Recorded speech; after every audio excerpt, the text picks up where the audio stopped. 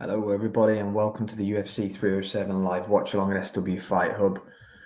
Kicking off with the main card, Kayla Harrison is on her way to the Octagon. She's facing Caitlin Vieira. It's going to be a fun fight, this one. Harrison, obviously, after a big victory over Holly Holm in a UFC debut, you'd have to think the winner of this will go on to face the winner of the co-main event, Juliana Pena challenging Raquel Pennington in a couple of hours' time. Kayla, obviously, after making the big move from the PFL, it looks in tremendous shape. Got a tough ass though. Number 2, Caitlin Vieira stood in front of her tonight. Of course, let me know your thoughts on the fight as the main card progresses. I'll be with you from now until the end of the main event between Alex Pereira and Khalil Roundtree.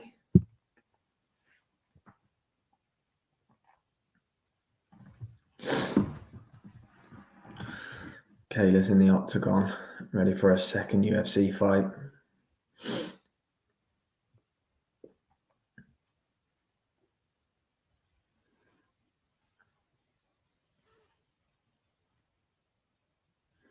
Heavily favoured to win this one by decision, according to the props to watch I can see on the screen currently.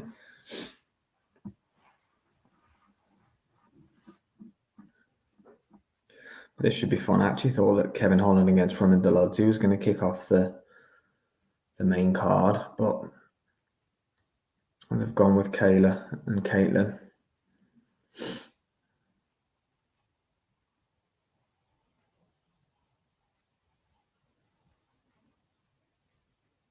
Here comes number 2 ranked Caitlin Vieira to the Octagon.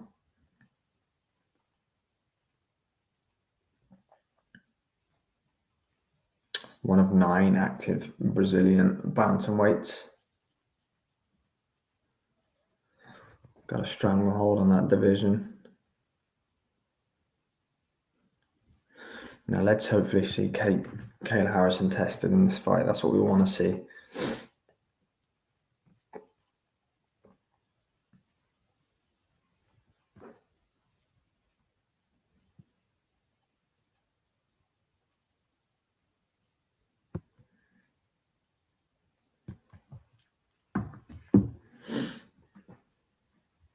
Not too many out there picking a Caitlin Vieira victory in this one.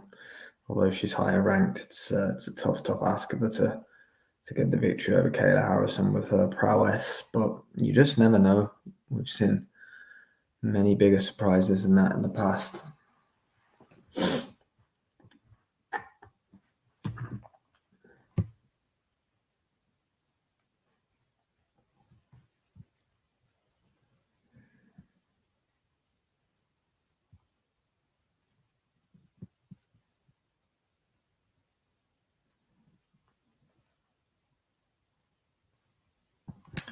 Here we go, both fighters now in the Octagon.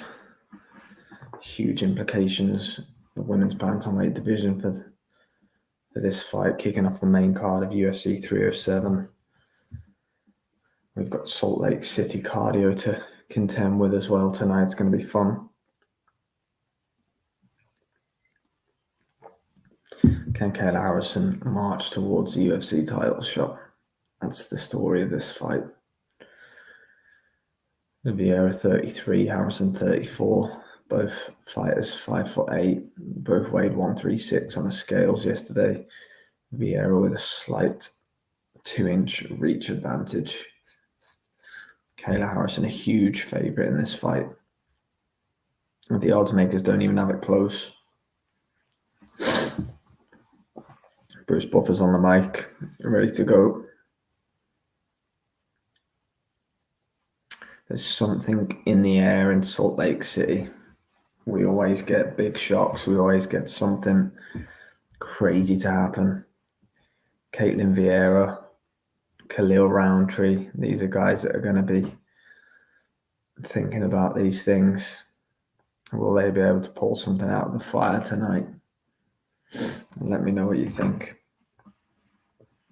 The main card is about to be underway.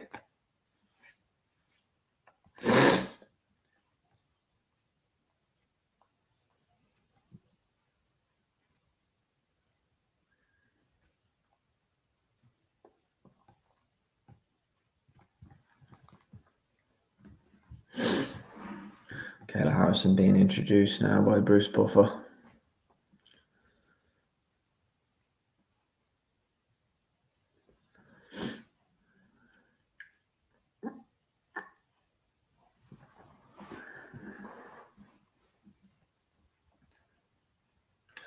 Now the number 2 ranked Caitlin Vieira, 14-3, plus 625 underdog.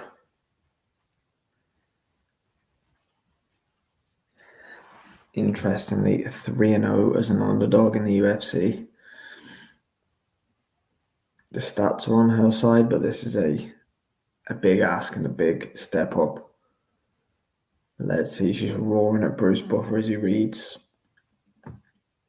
her out, and we're nearly ready to go. First fight of the main card, UFC 307, Mark Goddard, the official.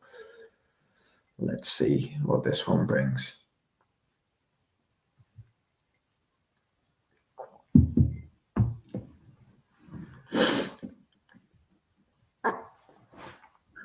Harrison versus Caitlin Vieira underway. Touch gloves in the center of the octagon. Kayla coming forward out of the southpaw stance, looking quick and sharp with her hands. And bobbing and weaving, trying to get that left hand going early. Caitlin doesn't look too overawed though. Kayla's throwing lots of feints to try and throw Caitlin Vieira off here. Well, both fighters have settled quite quickly as we approach 45 seconds into the first round. Kayla's trying to show her a level change. Nice inside leg kick by Caitlin Vieira.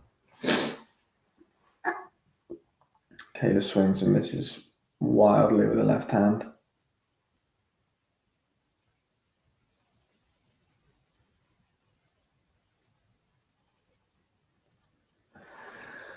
So Kayla's coming forward from the center of the octagon on the front foot. Narrowly misses with a big left hand over the top.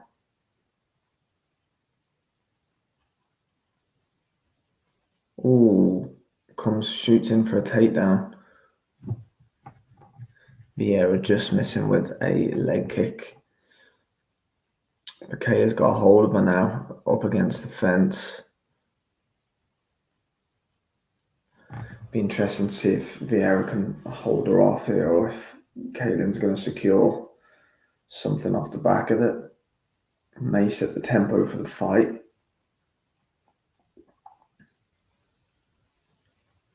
Kayla trying a little inside trip.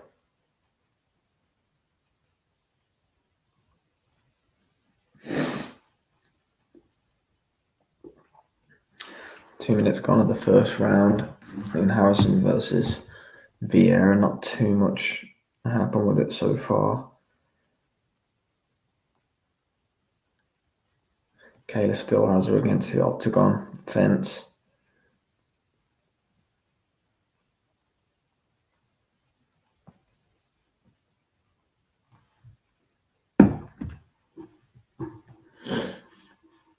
Good knee on the inside by Kayla Harrison.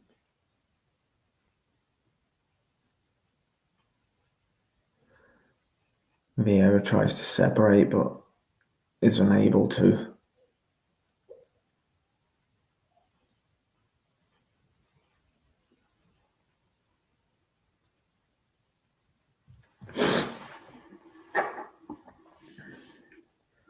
Two minutes to go in the opening round of Kayla Harrison versus Caitlin Vieira. Harrison trying to get in on a takedown. Vieira's trying to separate her from the octagon right now. And she does really well there, Caitlin Vieira. They're back in the center of the octagon now. She's throwing some big shots. Nice inside leg kick again there by Caitlin Vieira.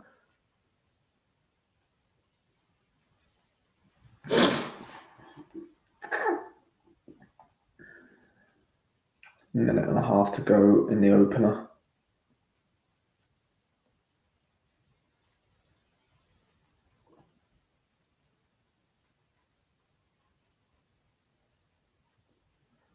slow leg kick by Kayla Harrison there. Caitlin Vieira now the one with the centre of the octagon. As we've got 1 minute to go in the first round. Now Kayla gets a takedown. That was beautiful, and she's on the back of Caitlin Vieira.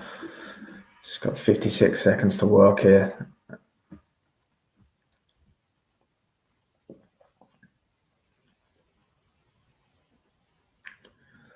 So now move to half guard.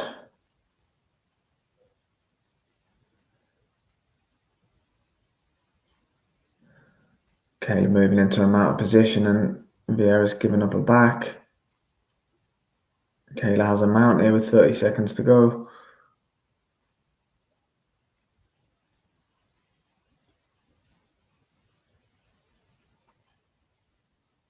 It's a bad position here for Caitlin Vieira. Should see the round out there. She's only got 10 seconds to go. Kayla doesn't have too long to work, but it's a 10-9 round for Kayla Harrison for me. And there it is, the end of the first round. Good round for Kayla Harrison.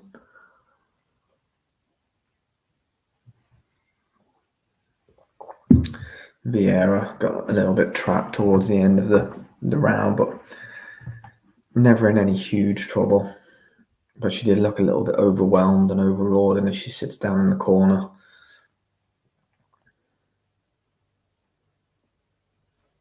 She doesn't look overly comfortable.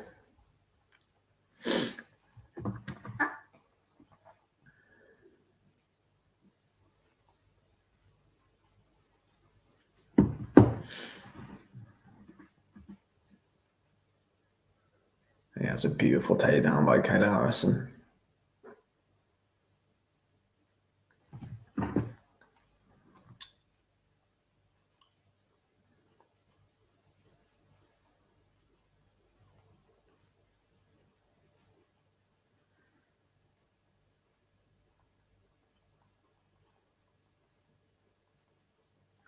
Second round underway.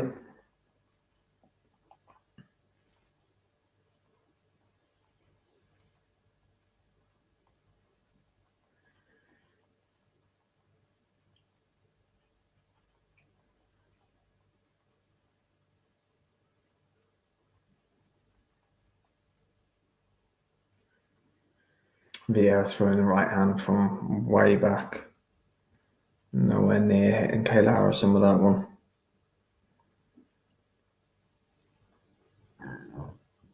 Easy 10-9 round to score that first round. Caitlin Vieira for me the body language isn't great. She looks pretty overawed with the occasion. And Kayla Harrison is just a phenomenal athlete.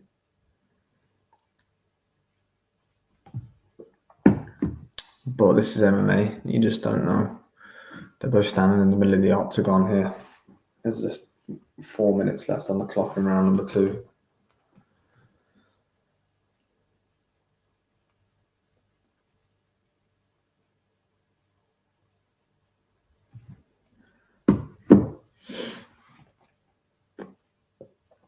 Kayla now only missing with a kick. Throws one to the body as well. It comes up just short. And now goes for another takedown. Vieira backs off and gets out of it. Misses with a right hand of her own.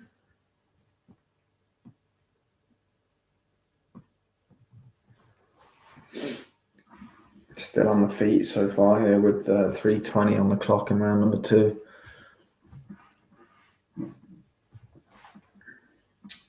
Vieira just throwing the right hand from not in range at all and just keeps coming up she's coming up short with it.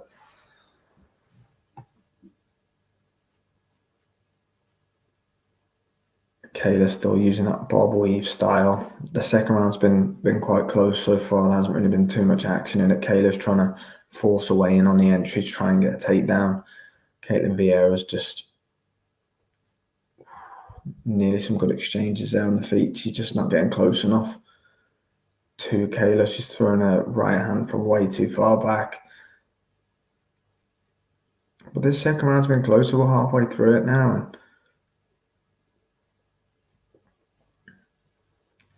And there's It's not been as clear cut as the first, but Kayla has came in on an entry there, and she's got Caitlin Vieira against the fence.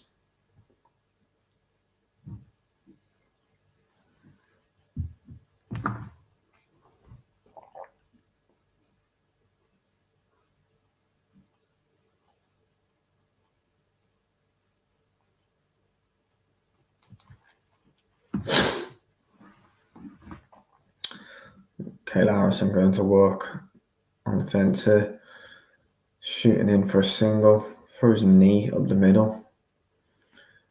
Lovely elbow for Caitlin Vieira. I don't know if it connected or not, but it was close. As Kayla tries to work on the fence.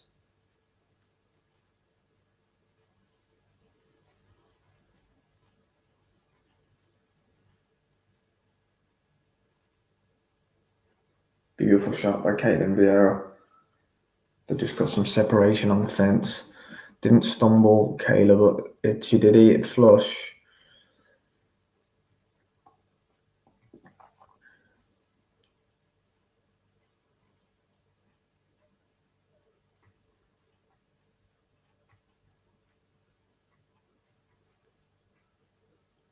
Kayla just throwing some knees up the middle now. We've got a minute left to go in the second round here.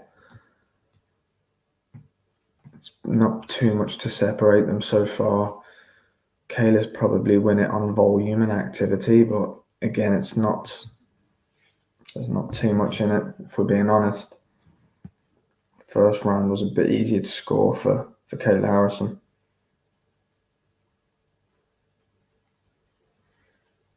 And Kayla is cut. I thought so. That elbow that Caitlin Vieira threw and landed there did get through, and Kayla Harrison's definitely got a cut on a forehead, and she's got pretty big. Oh, good. We've got 15 seconds left of the second round. She's got a little golf ball coming out of her forehead. Kayla Harrison, so slight bit of adversity for her in this second round. I don't think it's going to cause her any issues or anything like that, but she has a nice old lump on her forehead after a beautiful elbow by Caitlin Vieira. And we're going to see a third and final round here. But yeah, that looks pretty nasty on Kayla Harrison's forehead, I have to be honest. It was definitely caused by that lovely elbow that Caitlin Vieira threw as Harrison was trying to force onto the fence. Beautiful work by Caitlin Vieira. Yeah, they're just showing on the replay now. It was an absolute peach of an elbow. The best shot of the round. Now let's see if Caitlin Vieira can capitalize on that into this third and final round. You know, Kayla's got a good old bit of swelling right in the middle of the forehead there. That's probably a target for Caitlin Vieira to go and aim at. So let's see if she can pull this out and do anything with it. Or else for me, Kayla Harrison's cruising her way towards a bantamweight championship shot against the winner of the co-main event tonight, which take place in a few hours' time. The third and final round coming up, Harrison versus Vieira. Got Kayla Harrison 2 ahead so far, but the second round was close. Beautiful inside leg kick by Kayla Harrison. She trips Caitlin Vieira right at the start of the third round. She's now got shooting for a takedown on the fence. Vieira does beautifully well to get out of the way of it, and they're back in the middle of the octagon. 4.5 minutes left on the clock. Some good shots by Caitlin Vieira. Harrison goes for a kick again. Vieira comes straight over the top.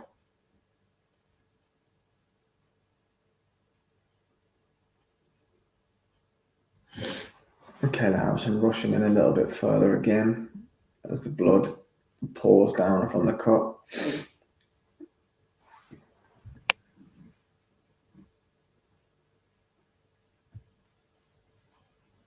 Oh, lovely inside leg kick again by Kayla Harrison. She's working that really well. She keeps landing it flush, and Vieira's falling every single time. Caitlin Vieira needs a big finish here if she's going to take this fight. Kayla Harrison's 2-0 up on my card. As many of the viewers that they're putting up on the screen is the same as well. So I think Kayla Vieira is going to have to try and move gears in the last 3.5 minutes of this fight, or she's going to lose that number 2. Kayla's not been overly dominant though. It's been a solid performance, but it's not what she did to Holly Holm. Don't get me wrong. Kayla goes high with a head kick, easily blocked by Caitlin Vieira that time. And now she shoots again. Vieira's having a pretty easy time getting rid of the Kayla Harrison takedown. She's got her against the fence this time, and Kayla's trying to take her down, and she's successful this time. Kayla Harrison's got Caitlin Vieira probably right where she wants and needs her, with 2 minutes 45 to go in the final round here.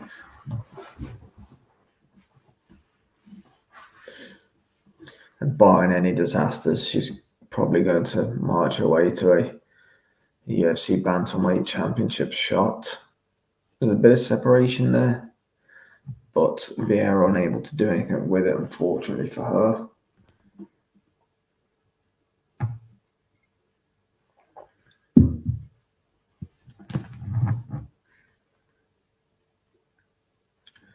Last 2 minutes then of Kayla Harrison versus Caitlin Vieira.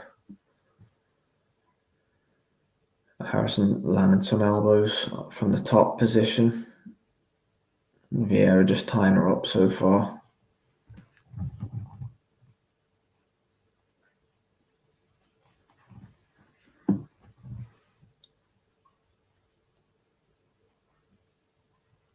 Some ground and pound coming in from Kayla Harrison, but no real power behind it.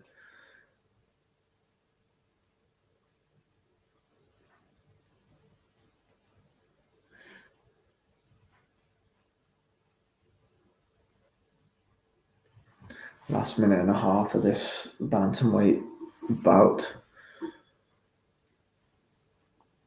Vieira's trying to throw some strikes in the bottom. Kayla's throwing elbows from the top that look pretty nasty.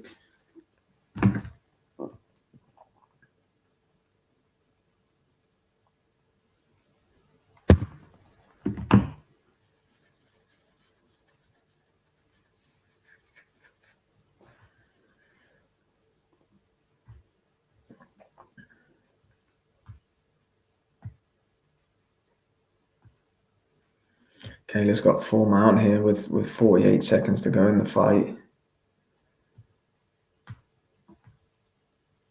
What's a bad position this for Caitlin Vieira? Kayla's going to win the fight. It's just a case of whether she can get the finish or not. I'd say it's fairly unlikely at this point, but you just don't know. Vieira's given up her back now with 28 seconds to go. Kayla's got some form of face crank, but no, Vieira's able to turn it around. As we approach 20 seconds to go.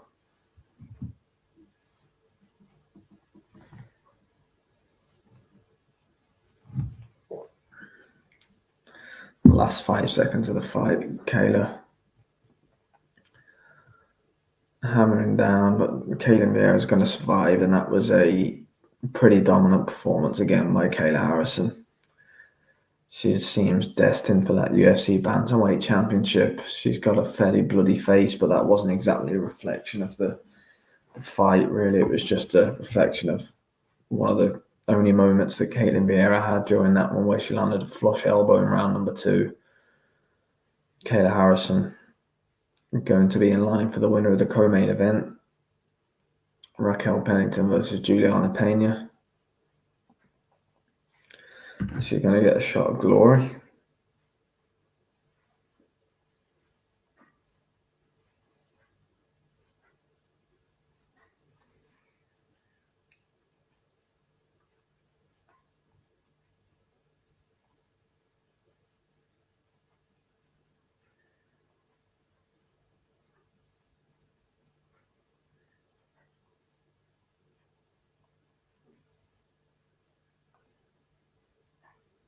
So we've got Kevin Holland against Roman Dolidze. coming up next.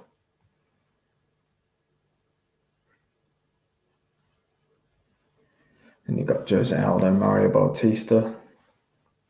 And then you move on to the title fights, Juliana Pena challenging Raquel Pennington, and of course, Khalil Roundtree challenging the most active champion in the UFC right now.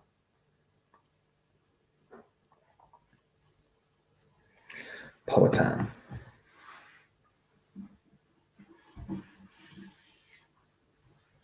So Kayla's just got given the decision. I'd imagine it was a landslide of 30-27s, but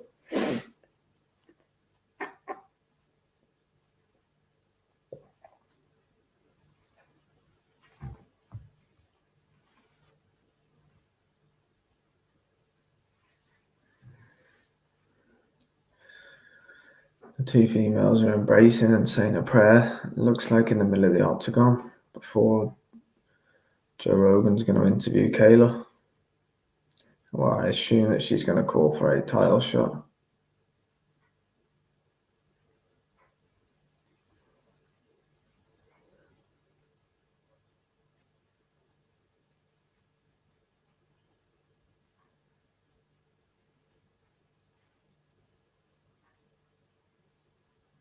(18-1), very impressive record Kayla Harrison has.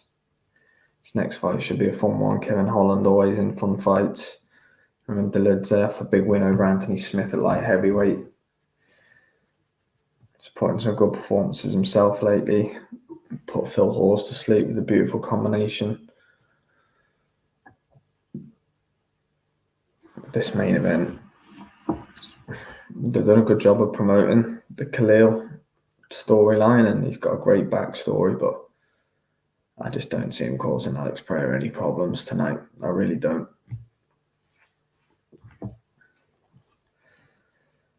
I think Poatan's gonna win it with ease. I really do. We need to see him fight Ankalaev if he gets through Rakic at the end of the month. They'll both be on a similar schedule, only a few weeks out. Let's see that one early-ish next year.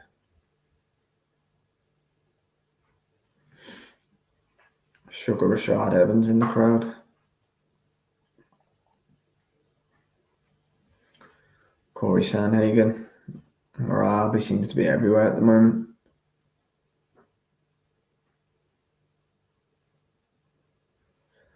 Now Roman Dolidze getting warmed up. 13-3, 7 finishes in the first round.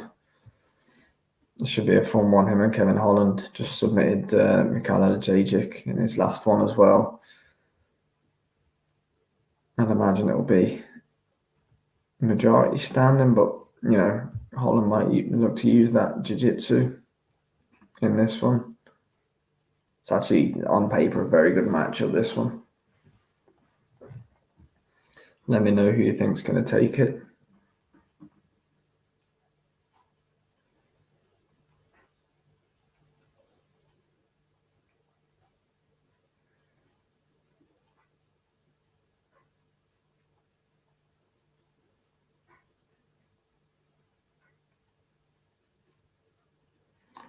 Yeah, Kevin Holland always in fun fights. He's one of the most active guys in the UFC roster. Him and, of course, Alex Pereira. But the difference with Pereira is doing it at championship level, which is absolutely outstanding. But pretty sure Kevin Holland's record still stands of the 5 wins in one calendar year, which is fairly incredible. That was on during COVID as well, which made it even better.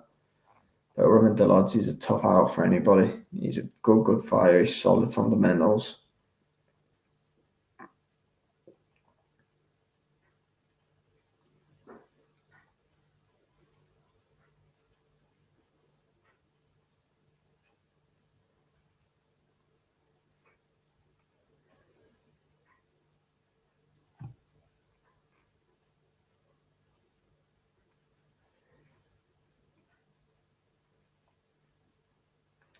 Yeah, Kayla Harrison will be straight back out at Octagon side, I would say, for the co-main event. I don't really see either of the females in the co-main event causing her any issues, if I'm being completely honest. think she'll bulldoze away to the 135-pound title.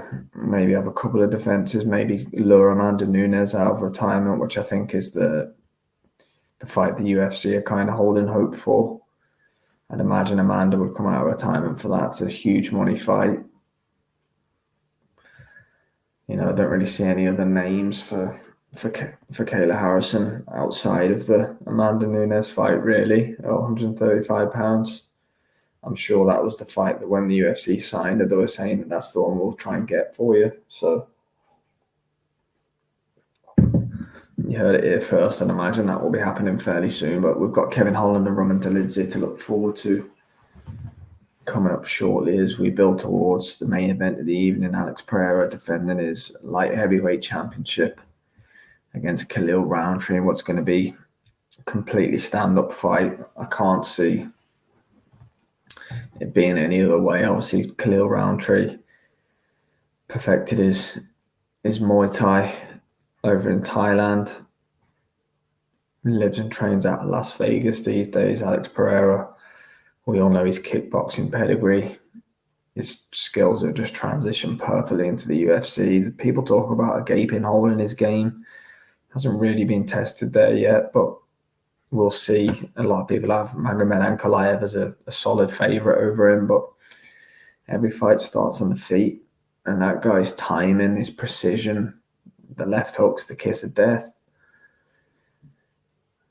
You just don't know. And will we ever see him at heavyweight? Will we ever see Alex Pereira move up to heavyweight? That's the question. He doesn't have too long left in the game, I would say. He joined it very late. He's 37 or 38 years old, so he's probably got a couple of years left at maximum, I would say. But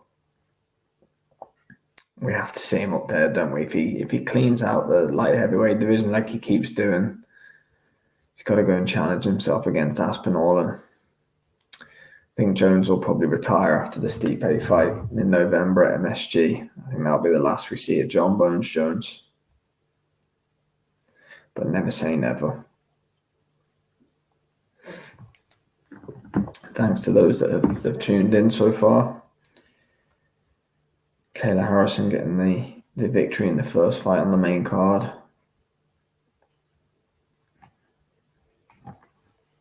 We're just waiting for Kevin Holland and Roman Dolidze to come to the cage for this middleweight bout, which should be interesting. Both guys carrying a little bit of momentum into it. As Kevin Holland, big mouth Kevin Holland, comes to the octagon, I'm sure he won't be short of words, as always, during this one against Dolidze.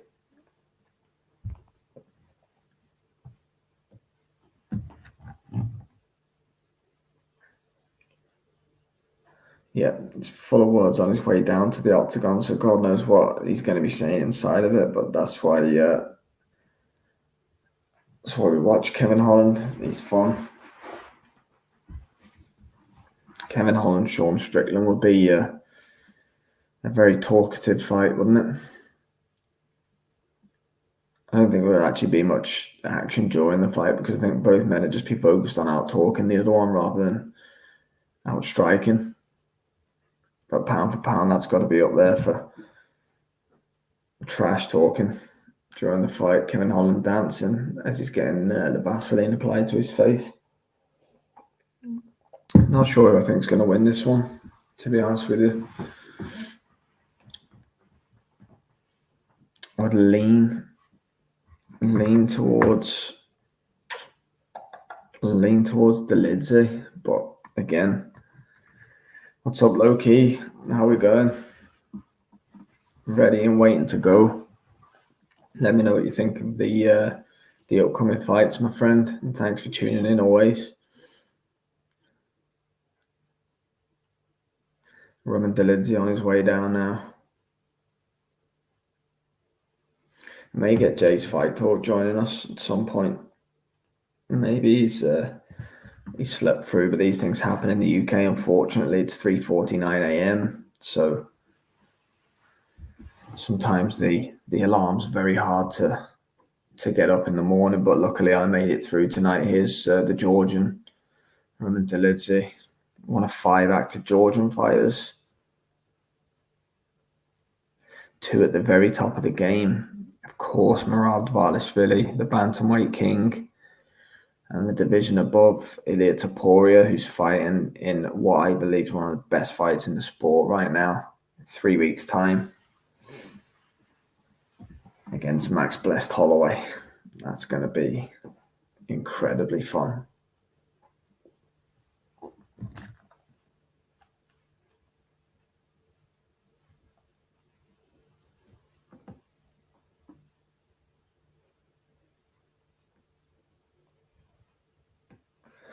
So Bruce Buffer will do his thing,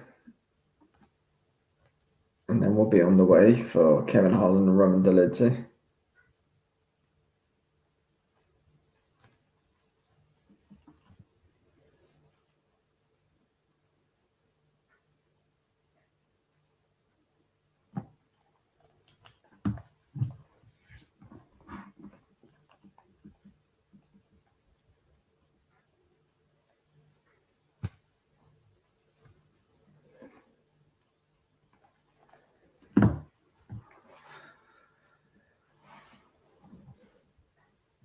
So props to watch: Dolidze to win by decision plus 200, Holland to win inside the distance plus 240.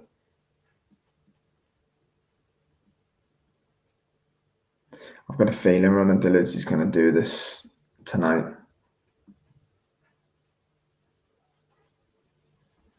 But Kevin Holland is the favourite for the fight. You got 36-year-old Dolidze, 31. Kevin Holland, 6'2". Dolidze 6'3". Holland both weighed 185.5, but a 5-inch reach advantage to Kevin Holland in this one. See if we can put that to play as Bruce Buffer is doing the intros.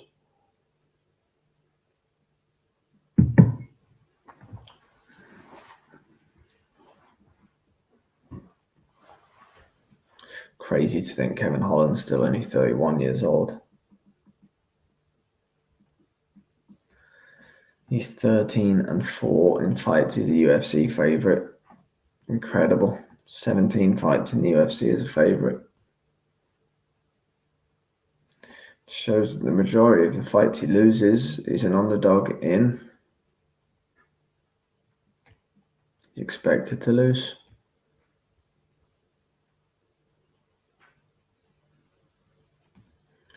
Now the Georgian Dolidze being introduced, and then we're going to be ready to go.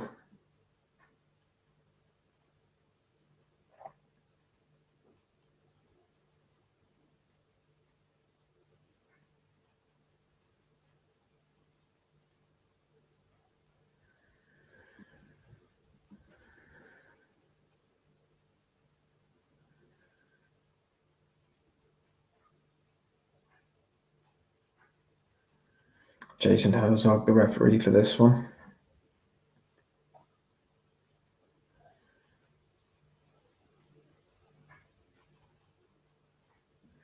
And we're on the way for Kevin Holland, Roman Dolidze. Should be a fun one.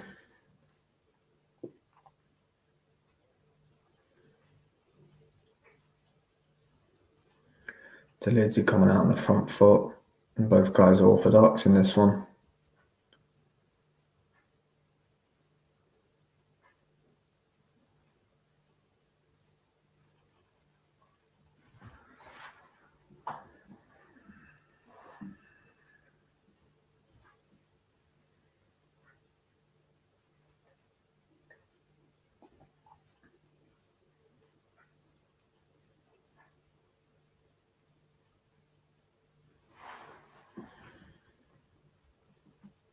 Not too much happening in the first 30 seconds or so, both men just feeling each other out.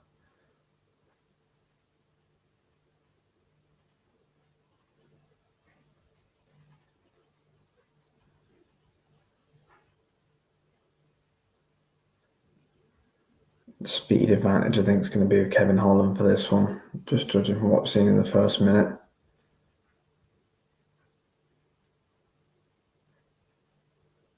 Jab to the body for Kevin Holland, inside leg kick. Outside leg kick now for Holland, who's picking the better shot so far in the first minute and a half, Kevin Holland.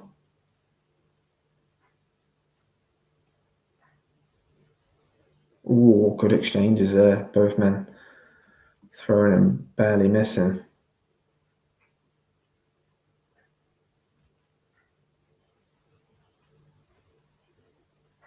Both these guys like a fight, so I'm expecting things to pick up.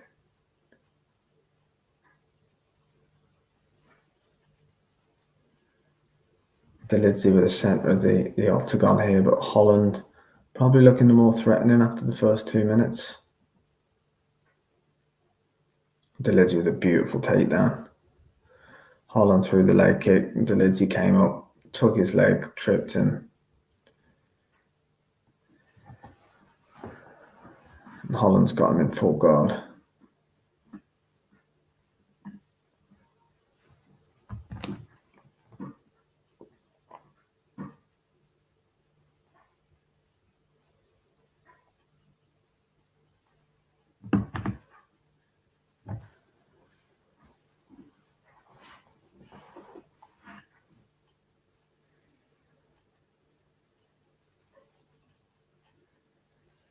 Not too much happening with the progress of the takedown so far for Delidsey, but he's comfortable with where he's got him, and there's 2 minutes left on the clock. Just about Kevin Holland trying to get back to his feet now. Or else it'll be a 10-9 round for Roman Delidsey.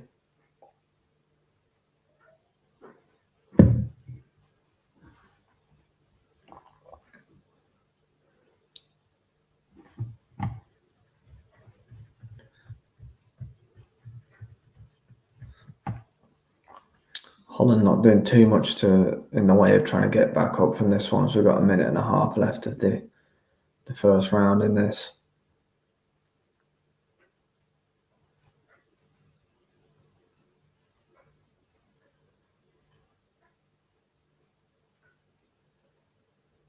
Approaching the 1 minute mark now, and Holland still on his back. Delidsey not really advancing too much, but you know, he's the one on top, and he's trying to show Jason Herzog that he's being active with his work. But Kevin Holland's trying to tie something up. He's trying to wriggle out now, but now he's got himself trapped in a really bad position, and Delidsey's hammering on Kevin Holland. Bad position this for Kevin Holland. Oh, he's in full mount now. Kevin Holland's in huge trouble here. He's got himself trapped, tried to throw up a submission. He's got himself trapped in a horrible position. 28 seconds, and Roman Delidsey is going off on Kevin Holland here. And this could be stopped by Jason Herzog because there's not much coming back, and Kevin Holland's talking to him. Oh, this is rough. He's got 10 seconds to survive. This is a full mount attack from Roman Delidsey.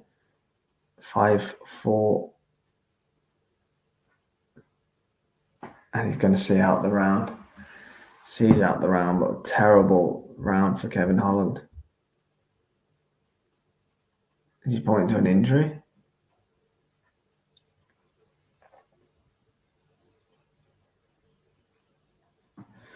Yeah, tries to throw up a sub there, Holland, and got caught in a terrible spot.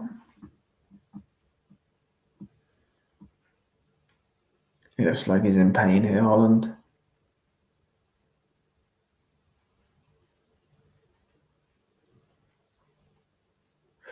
Yeah, the replay's called it. He's twisted something during trying to escape from Delidsey, and he's not comfortable back in the corner either.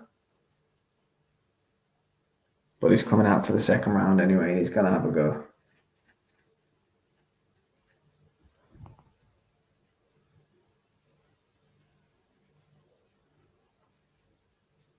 Oh, they've called it. They've called the fight. Holland's injured. Oh, that's a bit of an anticlimax.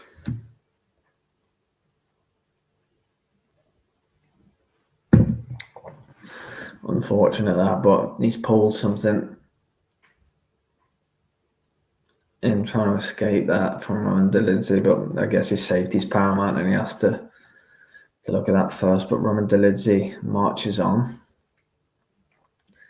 Big win for the underdog, but not the way you would have wanted to do it, but it was a dominant first round.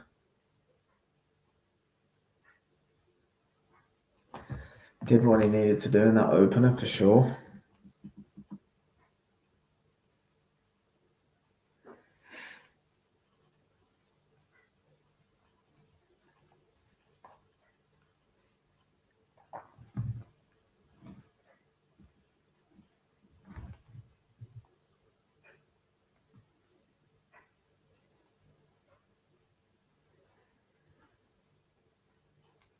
Kevin Holland will be disappointed with that for sure.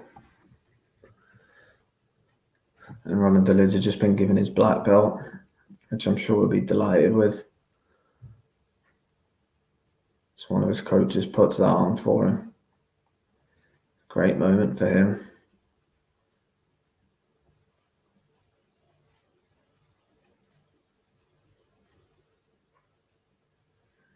So Herzog has them in the middle again, and Bruce Buffer's reading out the official decision.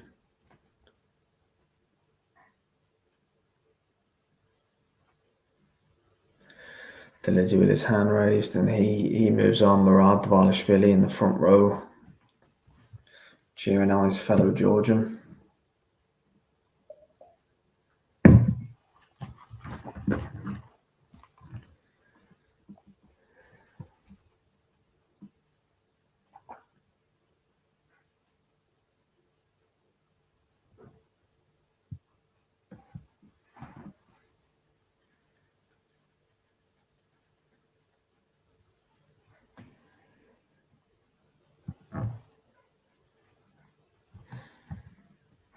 Jose Aldo against Batista coming up next.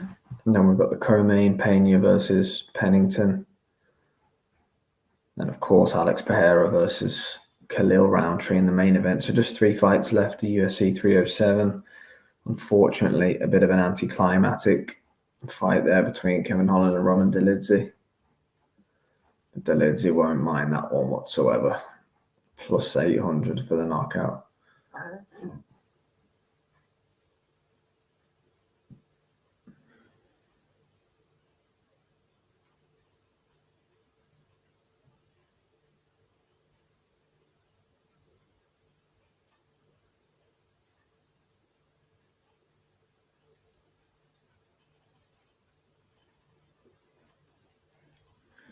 Well, Salt Lake City looks a pretty cool place, has to be said.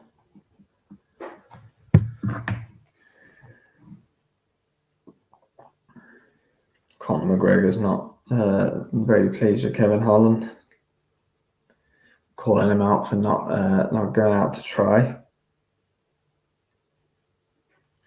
Said it's the wrong move. He's a veteran.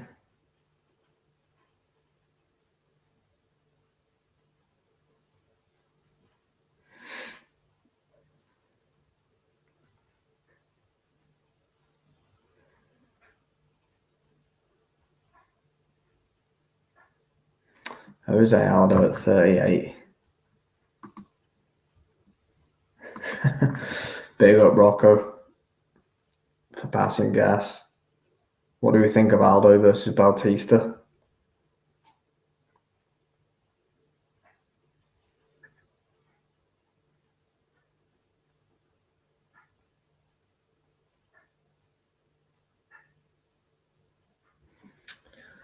Could see a Jose Aldo retirement, in my opinion, if he loses this fight, and he is an underdog. So potentially the end of a fantastic career coming up very shortly.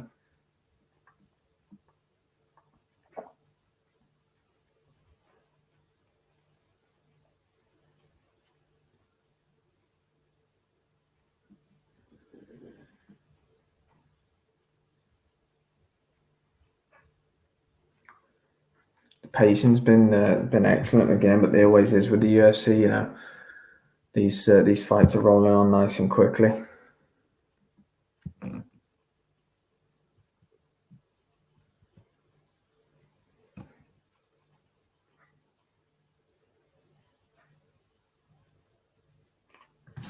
Many people calling Kevin Holland on for being a quitter after that one. You just don't know. what happens with injuries, and especially current and active fighters. You just never know when it'll be your turn. But Batista on his way to the octagon. The pace is frantic.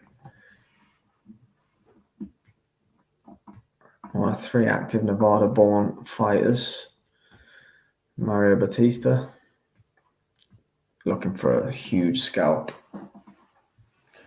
of the King of Rio, Jose Aldo Jr.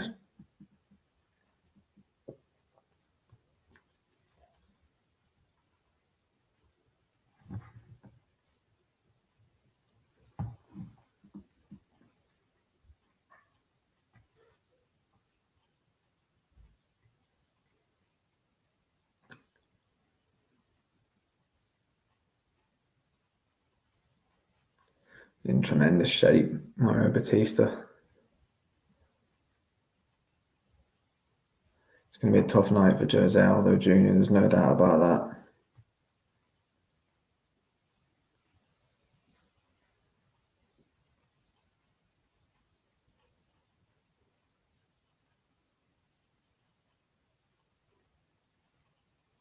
that. Here comes the King of Rio.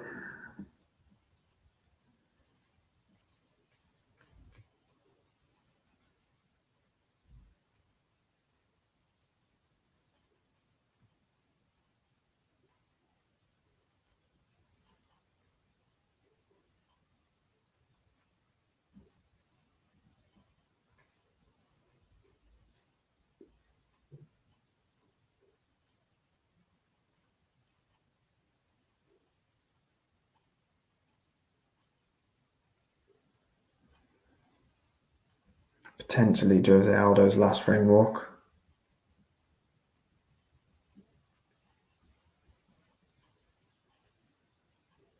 And he's getting the full production for it. They're just panning out to the arena. We've all got their phones out. It feels like we're having a bit of a moment here for Jose Aldo.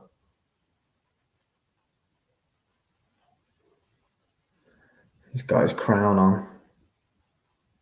King of Rio.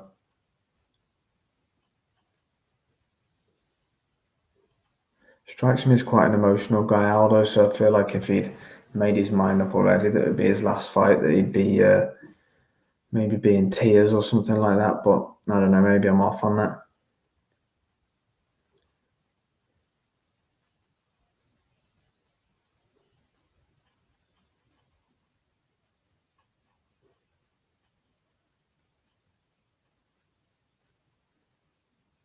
Again, Jose Aldo in tremendous shape. Does look good actually since he's moved down to 135 pounds.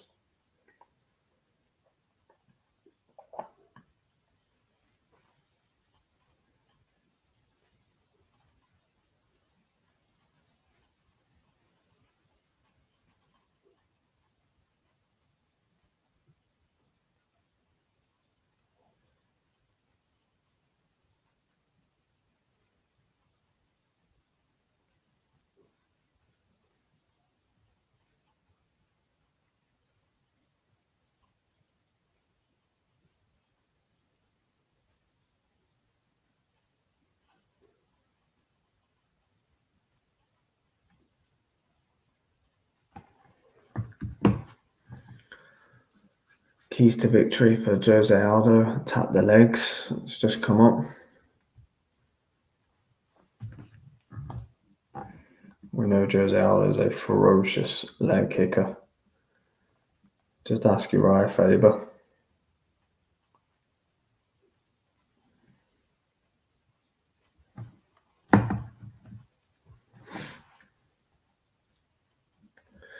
Jose Aldo a slight underdog for this one.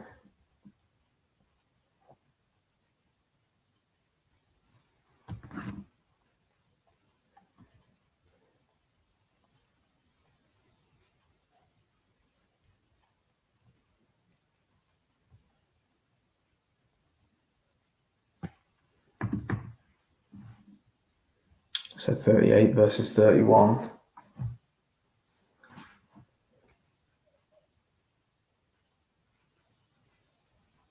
5'7", Aldo 5'9", Batista.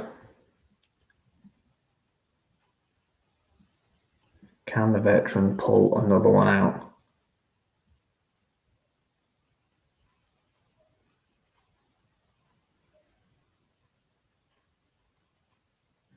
Batista 5-1 as a UFC favourite.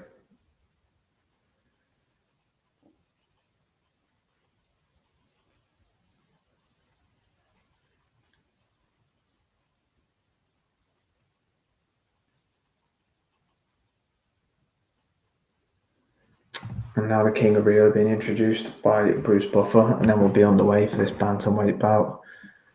Jose Aldo 4-4 as a UFC underdog. Overall record 32-8. Incredible longevity he's had in his career.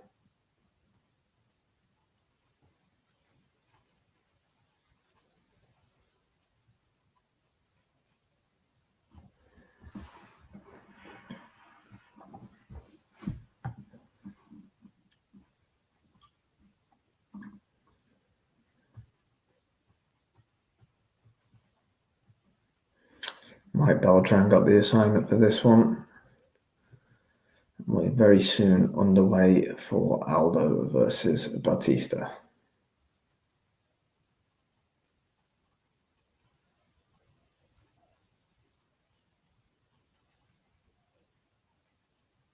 Here we go.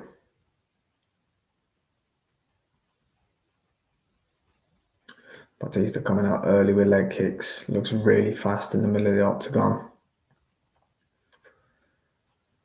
Aldo backing up a little bit. Head kick by Batista just narrowly missed.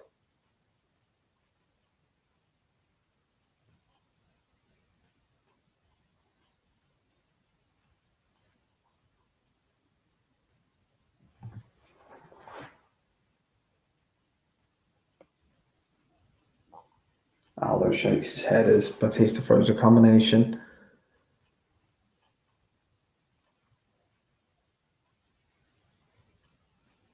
Batista throws a punch, comes in for the takedown.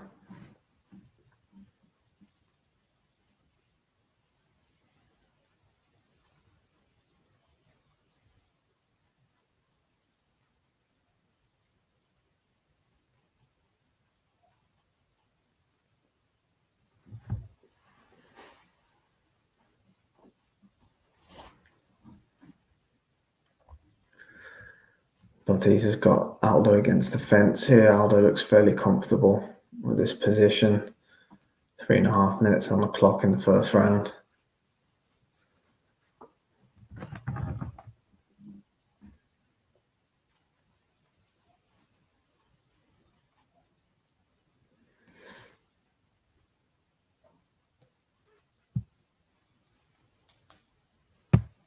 Both men exchanging knees.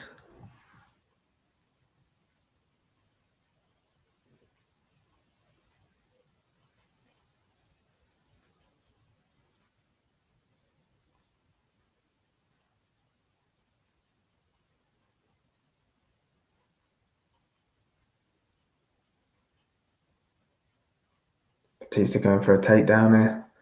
Aldo wise to it, a little inside knee again from Mario Batista.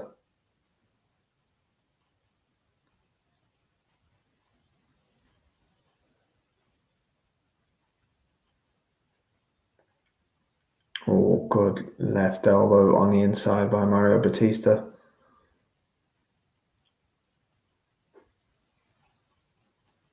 Oh, lovely reversal and turnaround by Jose Aldo.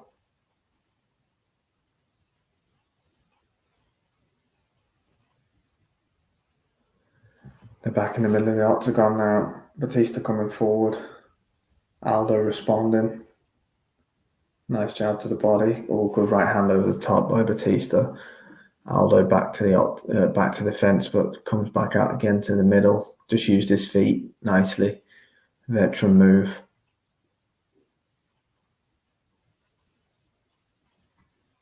Batista throwing quite a lot into these shots and he's shooting again for a takedown, but Aldo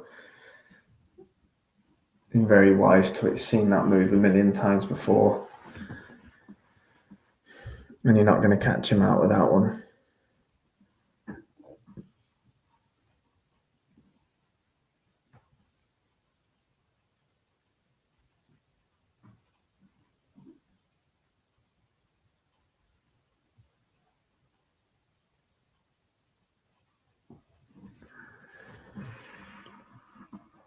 clinching now going on between the two guys. Batista to a big left over the top that missed. Back to the middle of the octagon to go. Aldo throwing some big leather into the few shots there.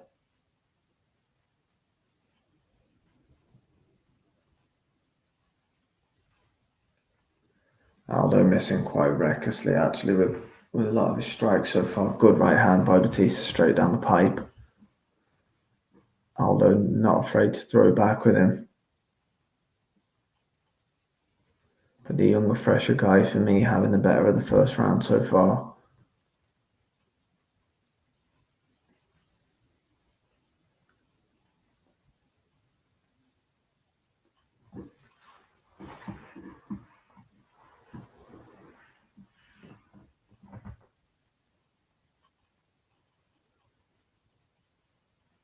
Oh, good shot by Aldo. Around about the 12-second mark of the opening round.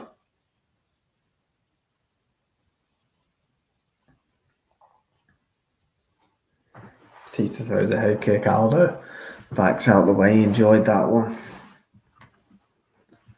1-0 to Mario Batista for me after the first round.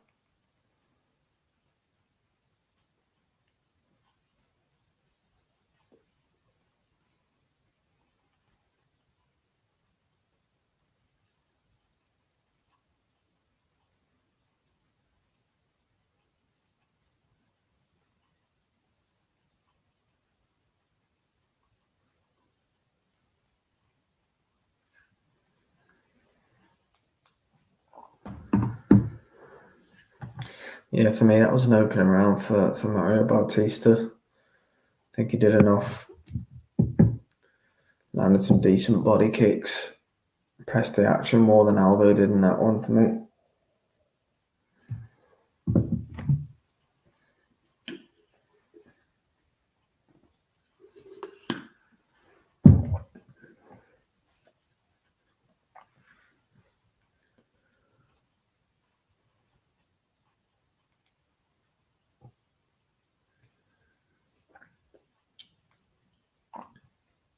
Round 2 underway.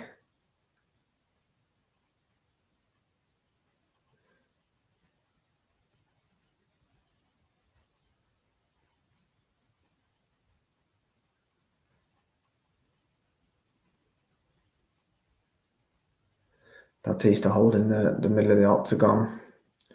He looks quicker with his hands than Aldo. But Aldo still looks like he's got a bit of speed left in the tank even at 38 years old.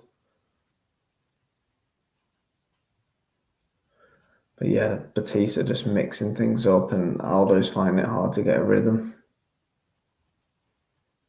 Nice job by Jose Aldo. Batista got hold of Aldo's leg. He's trying to secure a takedown. Aldo's punching him on the head and wriggles his leg free. Done well there, Aldo.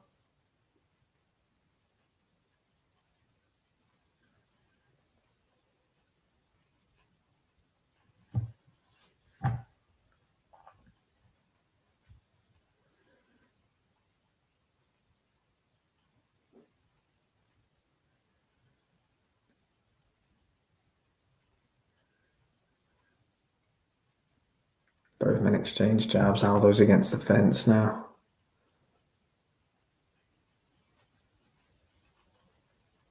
Nice elbow on the inside by Mario Batista. They both throw right hand and miss in the middle of the octagon. 3 minutes 20 left in this second round. Batista shoots for a takedown. Aldo pretty wise to it.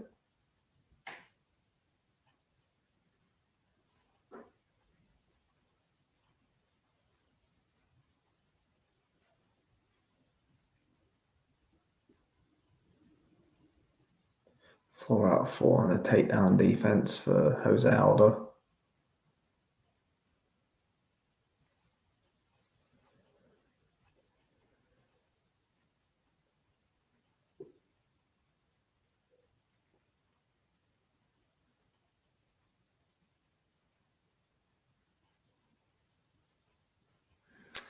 Batista using the Conor McGregor shoulder strike they used against Donald Cowboy Cerrone. As we've got 2 minutes 20 left in round number 2.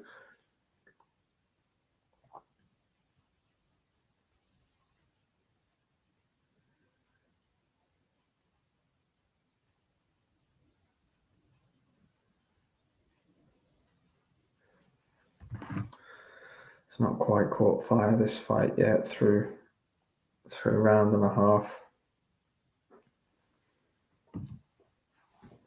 Still plenty of time left, though.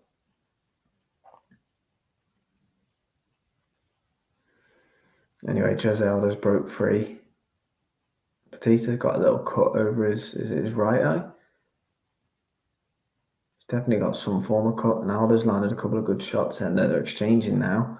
It's definitely catching fire now.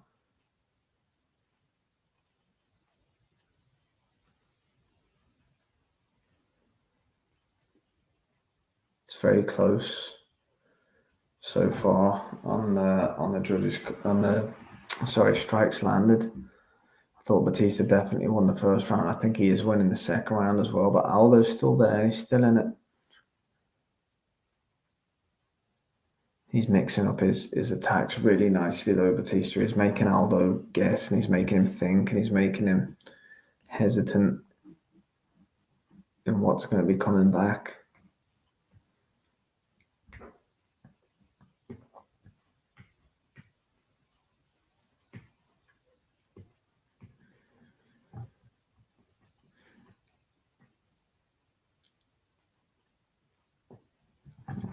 $30 seconds left in the second round then.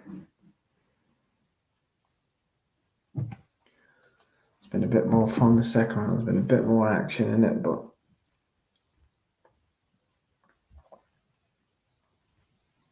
good shot by Jose Aldo.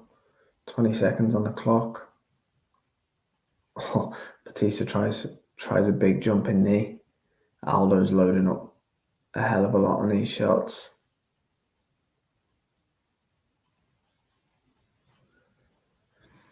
That's the end of the second round in this one. I've got Mario Batista 2-0 up on Jose Aldo, although the second round was close. And he's got a bit of a cut over his right eye as well, it has to be said. I don't think it's causing him too much issue.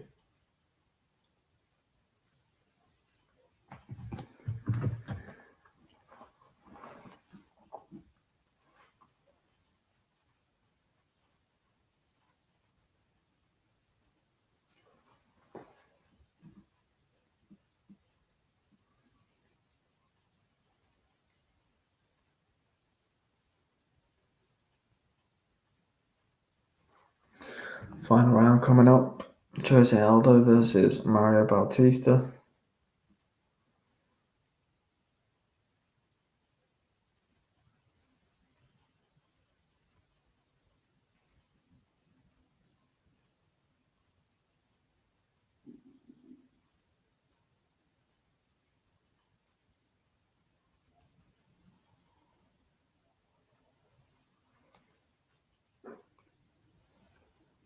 We're about to be underway for the final round of Jose Aldo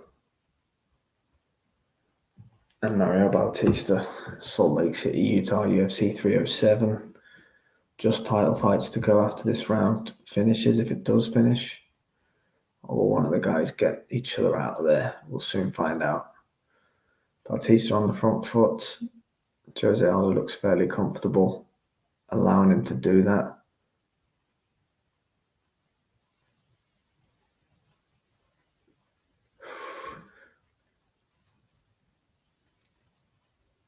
It's a pick 'em, according to what I can see on the screen. Jose Aldo is really loading up with every single shot, trying to put Bautista away. I don't know if that's the best move for Aldo, but he knows better than me. Bautista's not far behind him himself either, with regards to throwing everything into every shot.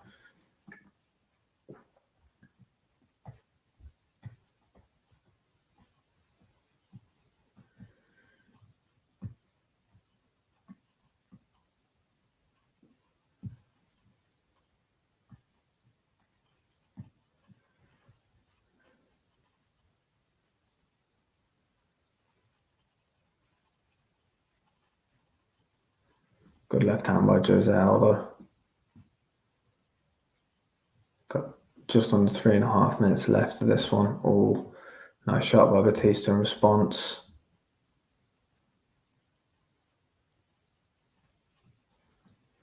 It's going to be interesting to see who finishes the stronger here, because whoever does could potentially win the fight on the back of that. Batista's shooting in for another takedown. As of the theme of the fight so far, Aldo uses the fence to his advantage, backs himself off to it, and is able to stop the takedown from being completed. Under 3 minutes then left of this bantamweight bout, last fight before the title fight to commence. Aldo versus Bautista. You got number 10 versus number 11 in the men's bantamweight division. Jose Aldo at 38, still being competitive with, Bautista's 31. He's a lot younger, he's a lot fresher, he's a lot less miles on the clock. But Aldo's still competing with these guys.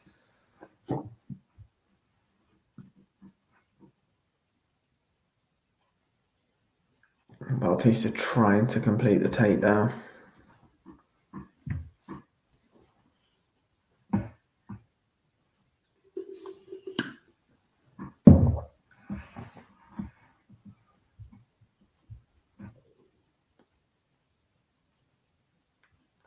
Inside 2 minutes left, Batista just got Aldo on the fence here. Aldo needs some separation. Needs to free himself up and allow himself to have a go here, or else he may lose the decision.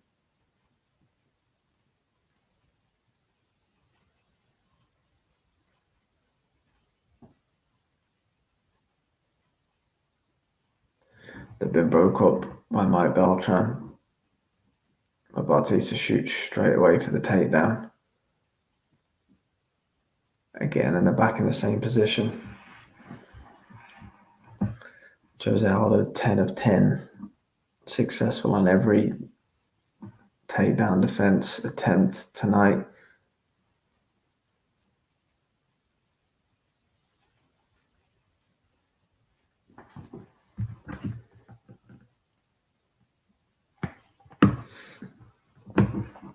Aldo's got 1 minute here to try and get some separation and see if he can do something to try and win this third round. At the minute, it's been a fairly dull round, but it's a Mario Bautista round. He's got it, and we've got 43 seconds of these two slugging it out in the middle of the octagon. Here we go. Aldo's walking forward.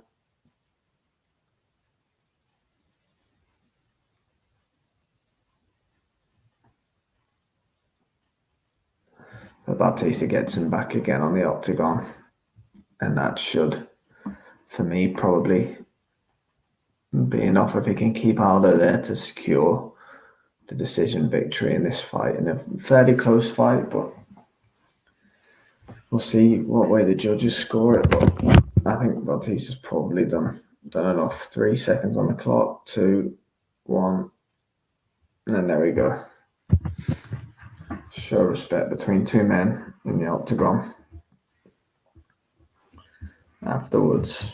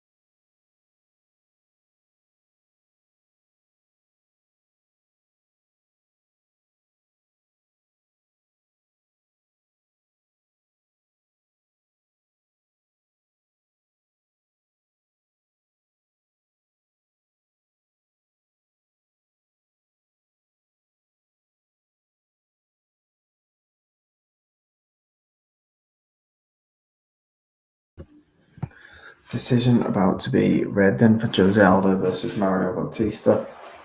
I think Bautista's going to get this one. But we'll soon see. And will Jose Aldo retire after the fight? That's the big question.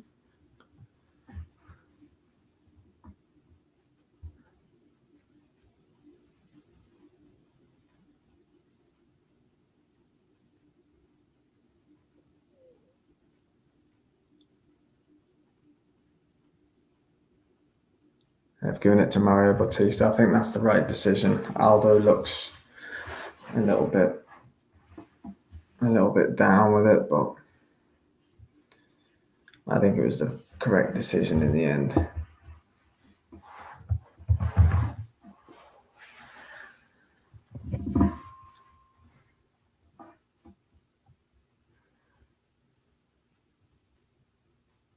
So just the title fights to come now.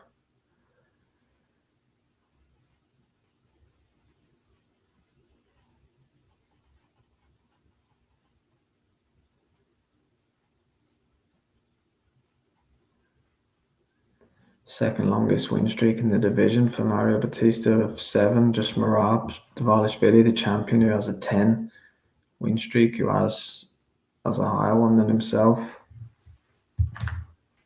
It's fairly impressive.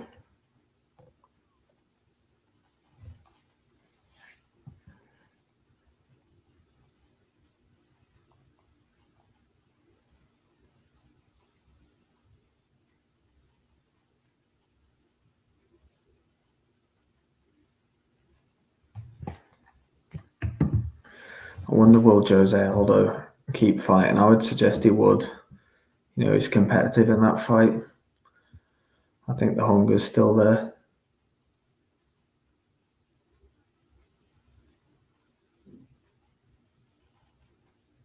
But Mario Bautista marches on. We'll see who he fights next. There's plenty of names in that 135-pound division. You know, he's probably going to be looking at somebody in the top 5 now with his win streak of 7. Going to be looking for a top 5 the next time out.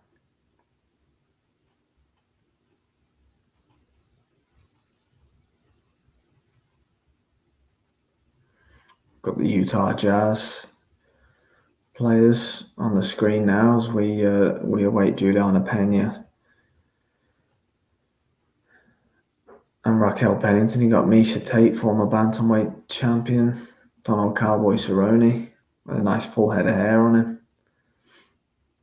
And he's in attendance. But yeah, Juliana Pena, first fight since the rematch defeat to Amanda Nunes. Obviously, she shocked the world to beat Nunes. Obviously, the only person to beat Amanda Nunes during this huge run she's been on since she beat Miesha Tate for that bantamweight strap. Obviously, went on to win a featherweight belt before the UFC got rid of that division. Raquel Pennington's been around many, many moons.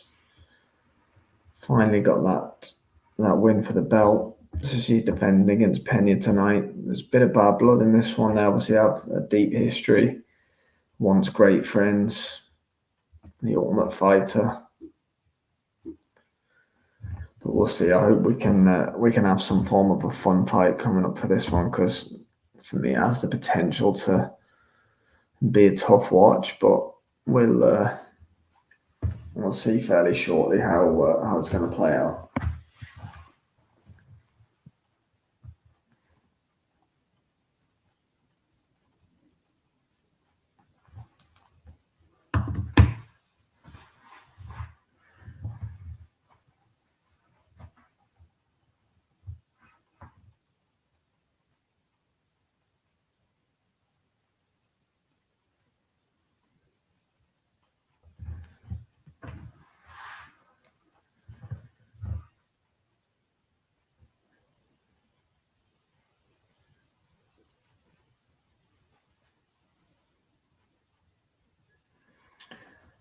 So Joe Rogan said that the judges weren't even watching that Jose Aldo fight, which is it's a bit of a concern. But then again, this is Conor McGregor who's tweeting out this kind of thing. But if they weren't watching the fight, that was a concern. Conor McGregor believes his former opponent, Jose Aldo, won that fight. I thought Batista edged it personally. I have a few of you on with me at the moment, 4 of you, so thanks for watching, guys, and tuning in. Let me know how you scored that fight if you've got eyes on the action at the moment. Jose Aldo against Mario Bautista. We're just waiting for Juliana Pena and Raquel Pennington to get in the octagon now. The crowd really weren't happy with that Jose Aldo decision.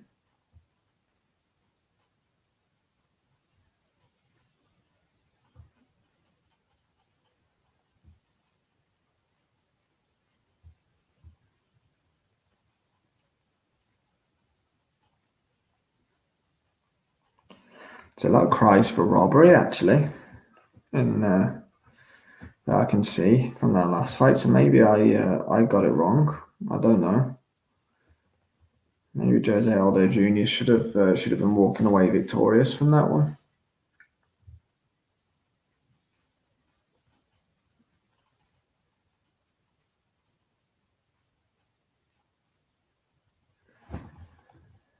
There's a lot of subjectiveness in MMA scoring. There really is. Amanda Nunes making her presence felt after the Kayla Harrison performance earlier on in the night.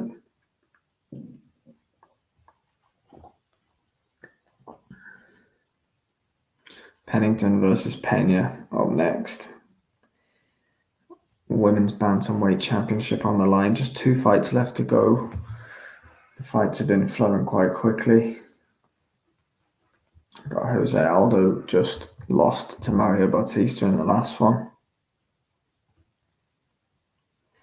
I'd imagine we'll get 5 rounds out of Pena versus Pennington, but you just don't know. I hope it's over quicker, because realistically, we're looking forward towards Alex Pereira versus Khalil Roundtree. That's the fight.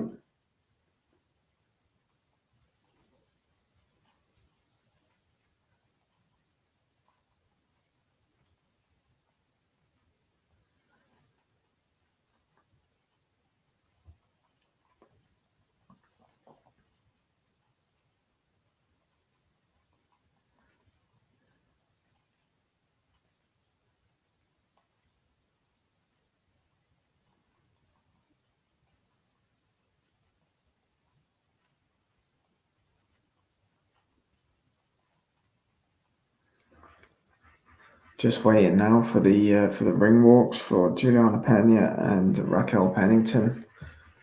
I think Pena may get the victory here, but I think it'll be a close fight.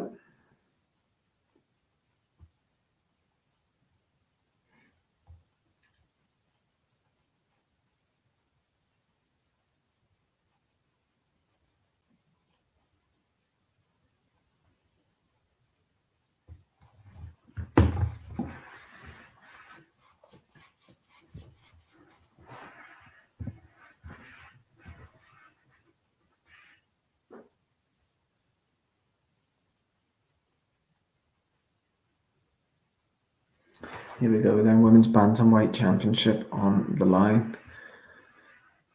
Just showing you UFC 297 at the start of the year, where Raquel Pennington picked up the championship.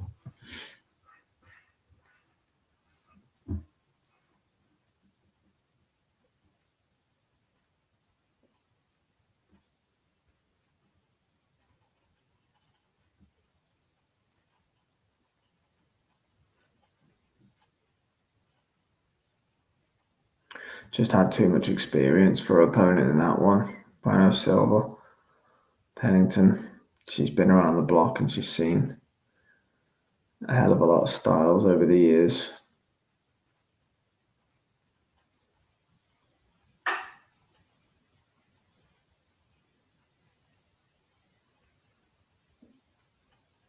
I just hope we can get a good fight in this one. Hopefully there's a finish in there and we can roll on towards the main event.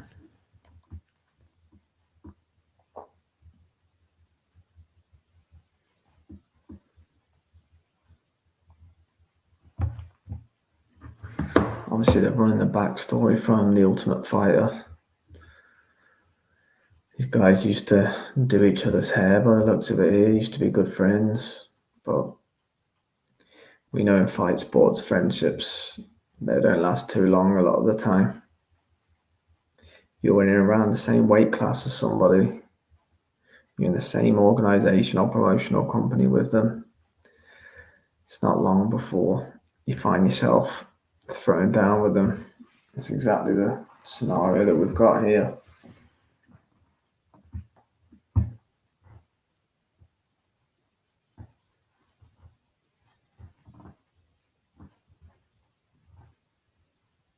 It's just a case of how Juliana Pena looks. She's had a bit of a break since the two Amanda Nunes fights. Activity goes to Raquel Pennington. Obviously, she's been more active than Pena, but I believe Juliana Pena may get this one done.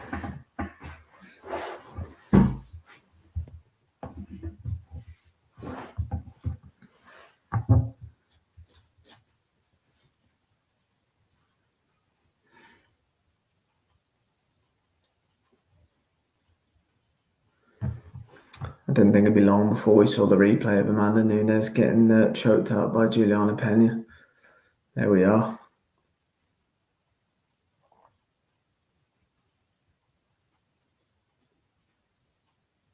But anyway, the entrances are upon us here. Bantamweight championship fight. Juliana Pena making her way to the octagon.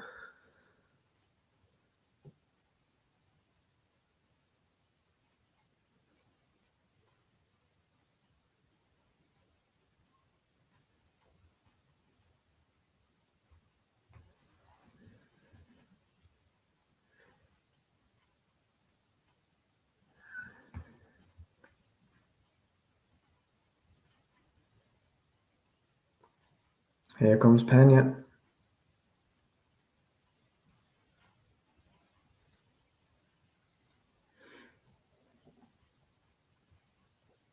Looking very focused on her way down backstage with her team.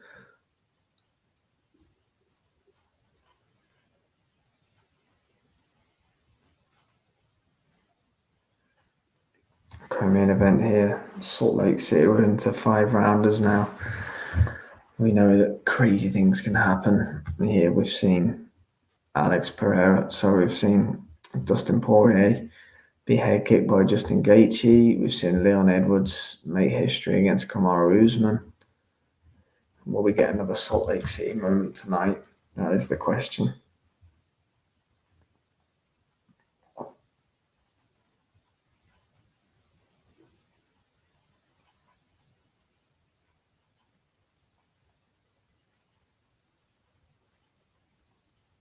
I hope we do. I hope we get a viral moment. Imagine if Khalil Leon Roundtree gets it done against Alex Pereira. That would be absolutely insane.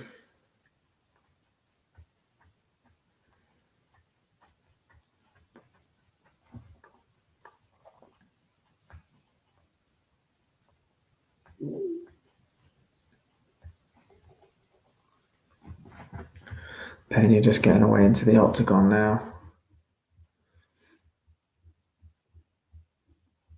Tied third most finishes in women's bantamweight history. Tied fourth most finishes with 7. Sorry, most wins in bantamweight women's history, should I say. Number 1 ranked, hasn't fought in a couple of years. So that kind of probably shows you the state of where the division is. I'd imagine Kayla Harrison will be number 1 ranked after this. Obviously, Pena, if she loses, will go down. And if she wins, she'll be champion. So the winner of this is going to have a date with Kayla Harrison very soon. It's going to be a tough fight for either of them. Let's be honest, Kayla Harrison is a different ball game to either of these women in the octagon right now. No disrespect, but let's hope for a good fight. Let's hope that we see some action. Let's see if we can get a finish in this one. I just hope it's not dull. I hope it's not a stalemate.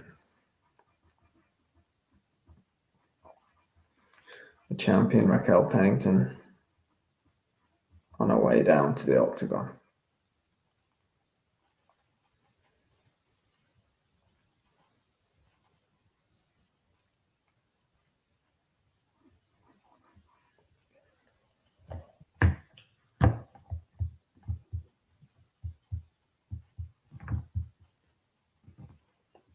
Conor McGregor's having some fun online tonight anyway. He's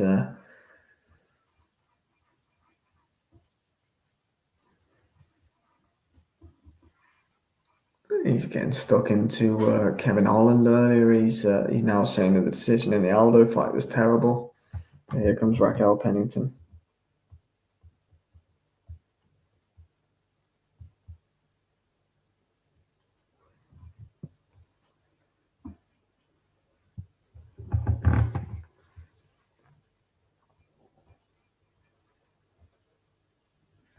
She's got a little Mexican and American bandana on her head. Looks pretty cool, chilled out, composed.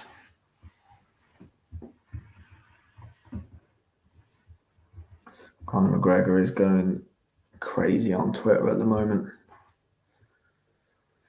I can safely say that I'm on the same time zone as Conor McGregor and it's 4:47 in the morning. So he must be having a great evening.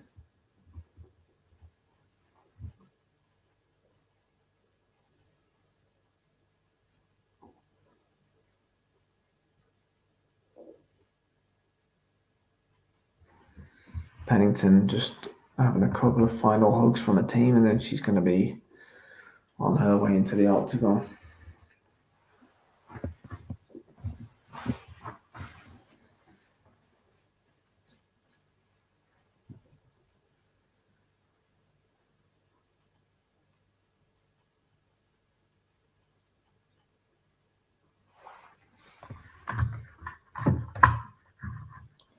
I would love to, Jamie, but unfortunately that's going to lead to my channel being banned.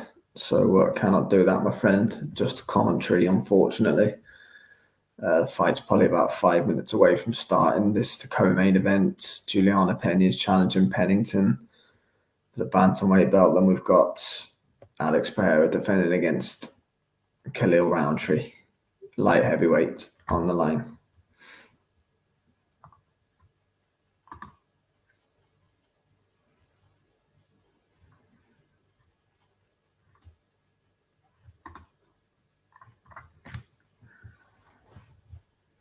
Pennington taking a very long time to get into the octagon here.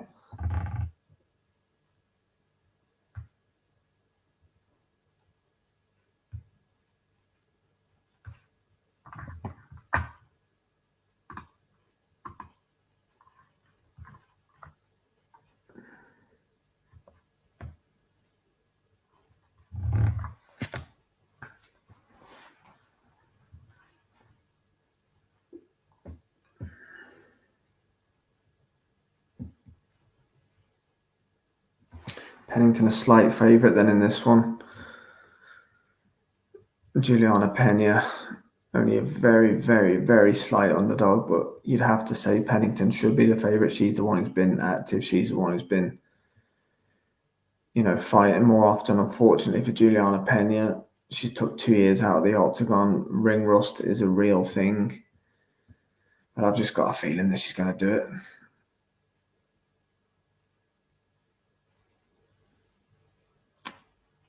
36 Pennington, 35 Pena, 5'7" versus 5'6". Reach is very similar. It's going to be close. They're very well matched, the two of these guys here.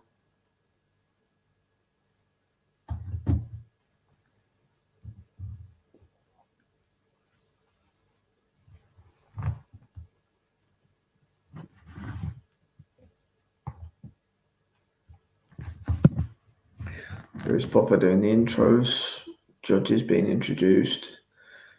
Jason Herzog, gets the assignment again.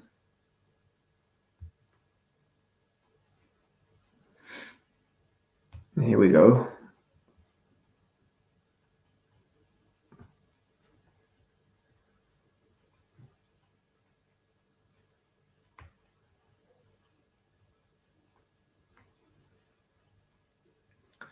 Pena's body language doesn't look great. If I'm being honest, I'm no expert, but looks a little bit fearful. But maybe she always looks like that.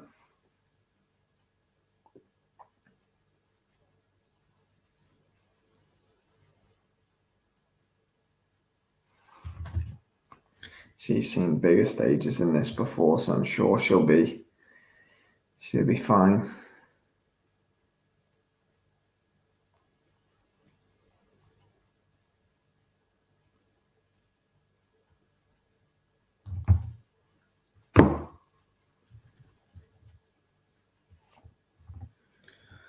Here's the champ, fighting out of Colorado Springs, Colorado. 16-9 record, 7-0 as a favorite in the UFC. So Pena's going to have to do something that's never been done before if she is to win this one, and that's to defeat Raquel Pennington when she's a favorite.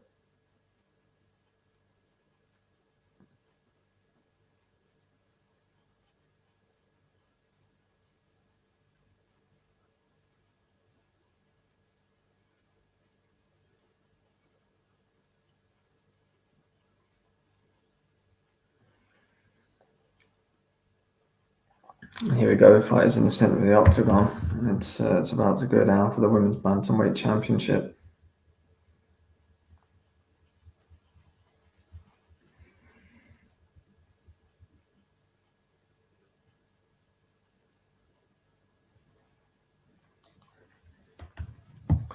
Right then, underway in Juliana Pena versus Raquel Pennington.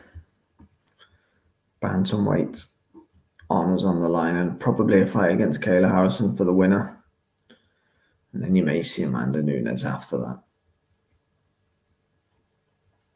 So centre of the octagon for Juliana Pena.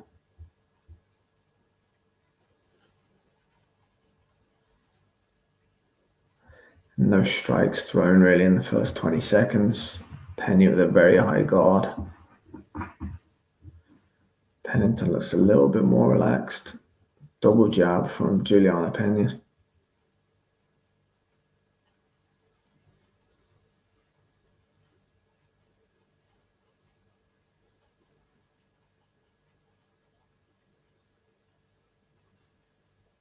Left hand thrown there by Pena.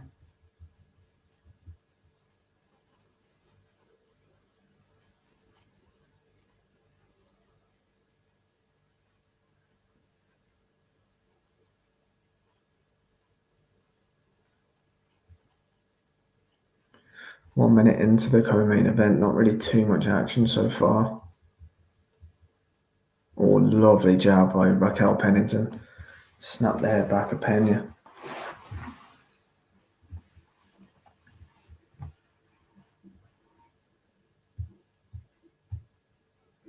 Pena throws a right hand over the top.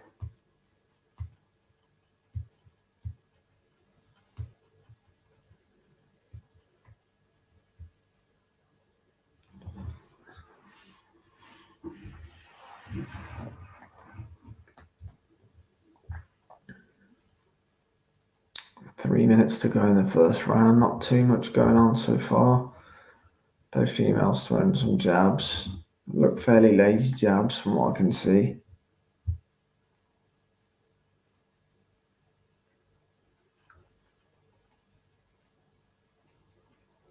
Pena's coming forward with those jabs, but there's nothing behind them, and I don't really know what she's using them for. Because it's not really a range find. She's not working herself into any kind of position off the back of it. It's going to be a long 25 minutes if this fight continues like this. It's been a tough watch through 2.5 minutes.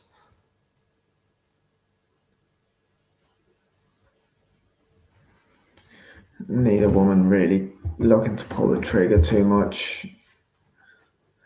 No one really going for it or anything like that. It's been a hard watch the first 3 minutes, but hopefully things pick up.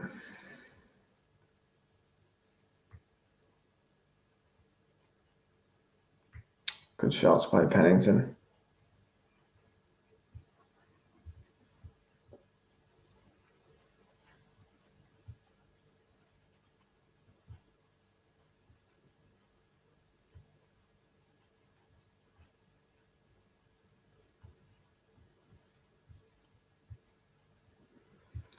Yeah, there's not really much to report so far. Pena throws a right hand over the top. It's not the most thrilling fight through 3.5 minutes of the first round. It has to be said. Pennington comes forward, tries to throw some shots, lands a little sneaky uppercut on the inside.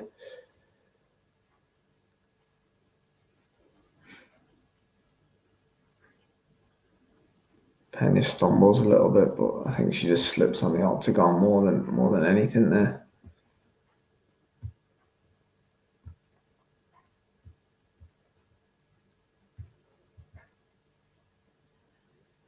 One minute to go then in the opening round.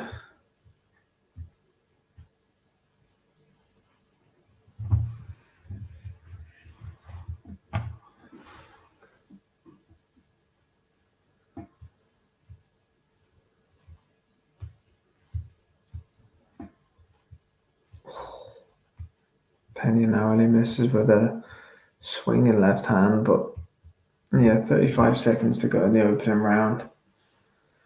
Not a great deal going on so far. Both settling into the fight a little bit more as the round's gone on. Penny coming forward, throwing recklessly.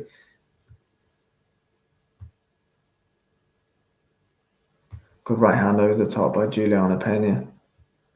One of the best shots of the round so far, but that isn't very difficult from what we've seen.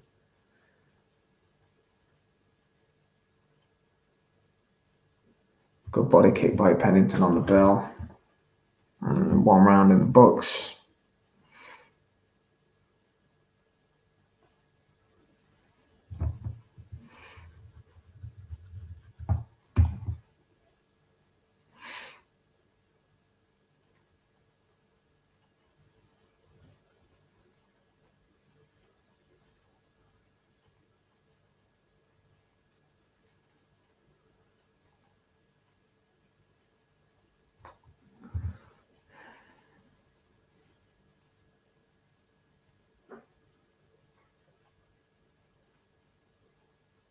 Just watching Alex Pereira dancing in his changing room before his fight, which is just typical Alex Pereira. Glad to share in the middle of it too.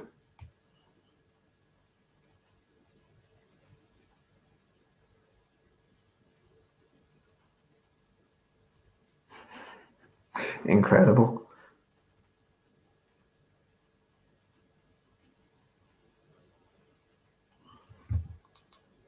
But yeah, that it's going to be a long 4 rounds. Obviously, we're 1 round into this Juliana Pena versus Raquel Pennington fight. If it's going to be another 4 rounds like that, I'll do well to make Alex Pereira versus Khalil Roundtree because that was a tough watch.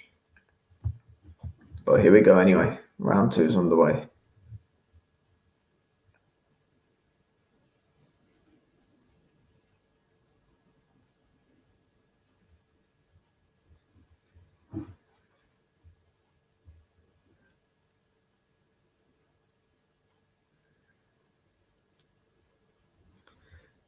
Pennington tries a kick. Pena responds back with a jab. Good right hand by Juliana Pena there. It's all very, another jab by Pena. It's all very nicey nice. There's a lot of talk and a lot of bad blood in the build up to this. Neither woman's really coming in and trying to, put a rubber stamp on it anyway. Pennington, for me, won the first round, but yeah, right hand by Juliana Pena. Again, I'm not really too sure what the tactics are. The hands are high, but what's she doing with her attacks?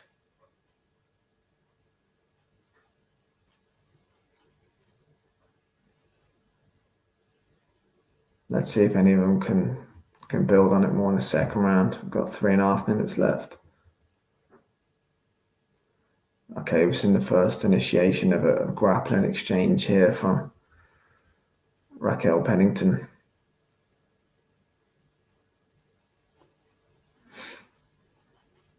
A lovely takedown by Juliana Pena, just as Pennington was initiated it. So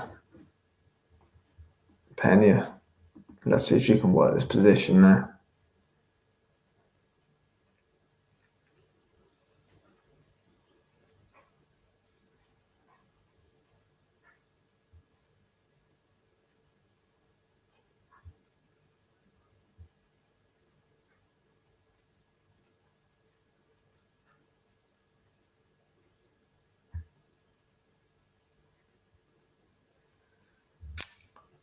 Penny's still trying to make something of this takedown that she's got. We're halfway through the second round here. Pennington just trying to fight the arms if she can to avoid Penny trying to move around for that mount.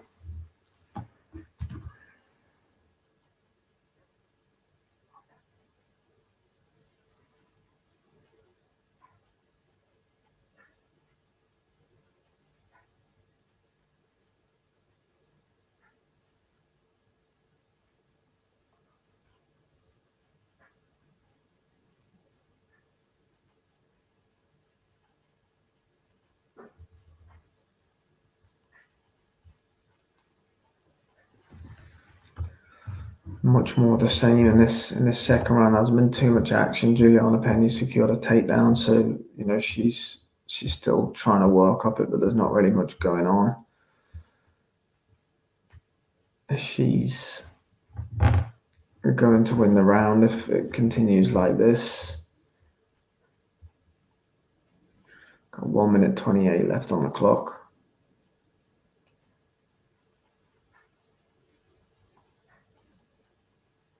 Pennington back to her feet, but Penny's trying to secure another takedown. She going to be able to get her? Doesn't look like it. She's on her back. She's kind of piggybacking around the octagon a little bit here. 1 minute to go in the round.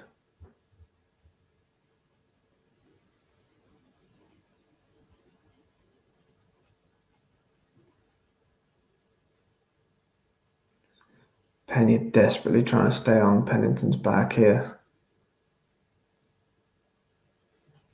Pennington trying to remain calm. She's only got 40 seconds left to survive this. And there's not really much danger in it, I don't think, for her, to be honest. Yeah, Penny's given up on the attack.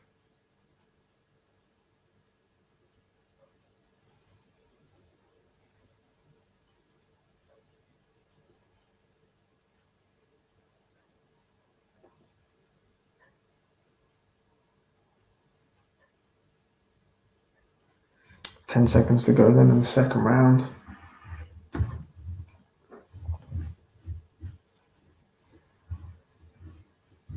And it's probably fair to say that was a Juliana Pena round, so it's one each.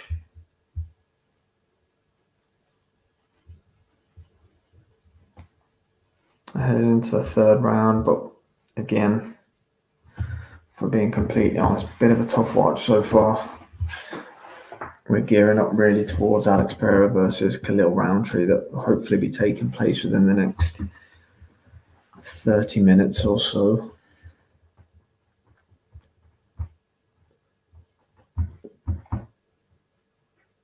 Yeah, I've got the fight 1-1 after 2 rounds here, Pena versus Pennington. Raquel Pennington winning the first and Juliana Pena the second.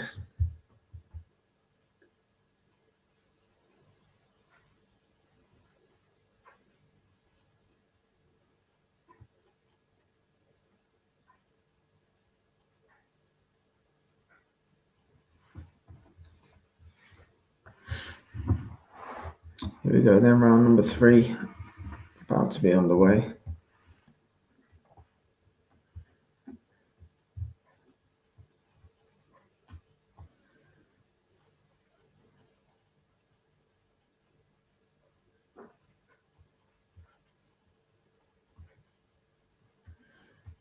Pennington a slight favourite through 2 rounds, but very close. Good right hand by Pena as Pennington rushed in. Pennington with a little bit more urgency in this third round.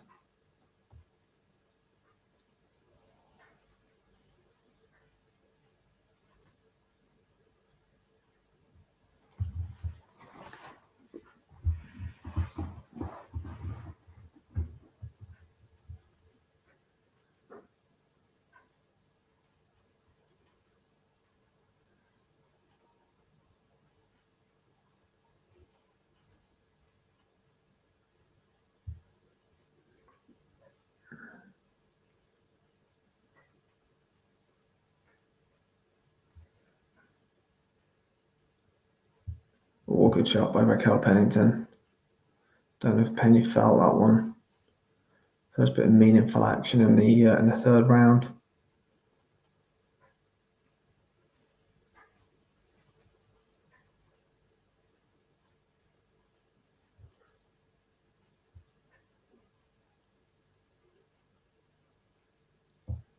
Pennington tries for a high kick. Narrowly misses. Penny landed a good right hand over the top.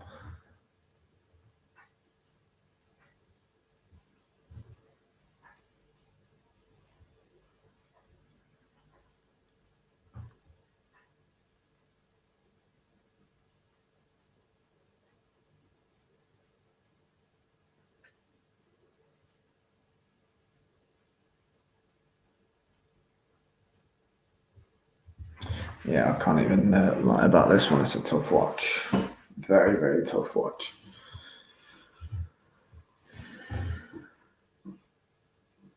Neither woman's just getting any clean work off whatsoever. It's tough.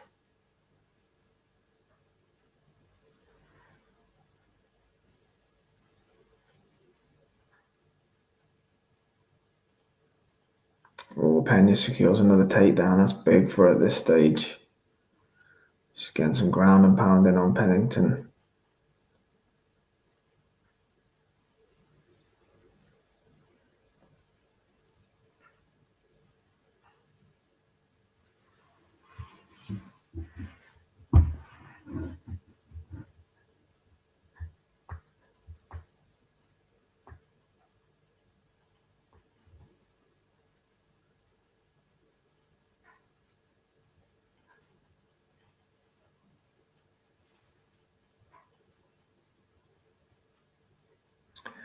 Similar to the second round, then Pena's got the takedown secured on Pennington. She's not really doing too much with it. Pennington's defending, but now she's got her back, has she? Pennington just given up her back.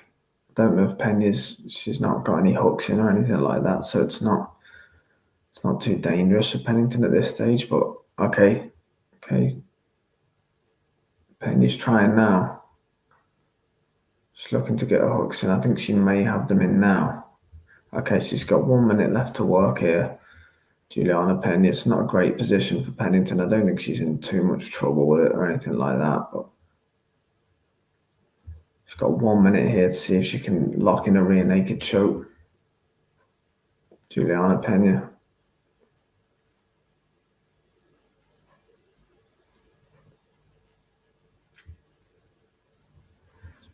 Pennington just determined to defend. She's got some kind of a face crank going on here, Pena. She's trying to lock it in. It doesn't look to be under the chin, but it looks uncomfortable for Pennington. No, she's done well to get out of that. She's done really well. That looked like she had half a chance there of the submission, Juliana Pena.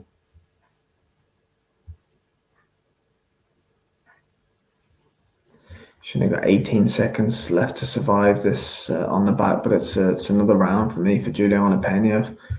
Got a 2-1 up through 3 rounds, and that third round there was a lot more conclusive. She had a good attempt at a submission, and I'd imagine now that she'd be favourite to win the fight. With 2 rounds to go.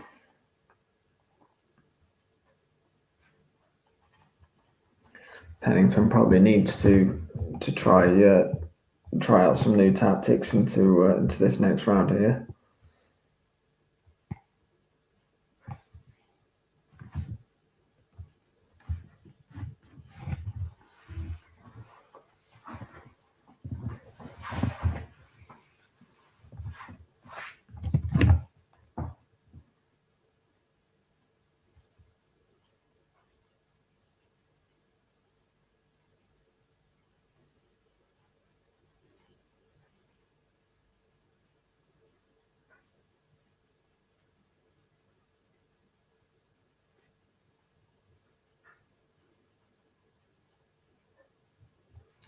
Two rounds to go anyway in this one.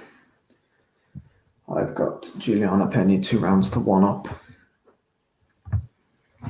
over Raquel Pennington. Women's Bantamweight Championship on the line. Gave Pennington the first round and giving Penny the last two. Penny with a submission attempt that was close in round 3. Round 2 was probably closer. I wouldn't say it was a swing round, but it was definitely a closer round. Oh, the exchange in the pocket. Great left hand by Juliana Pena. She landed a beauty there on Pennington.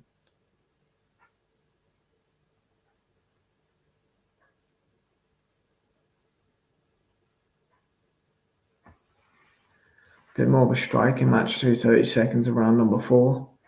Pena seems a little bit more comfortable on the feet than she was earlier in the fight.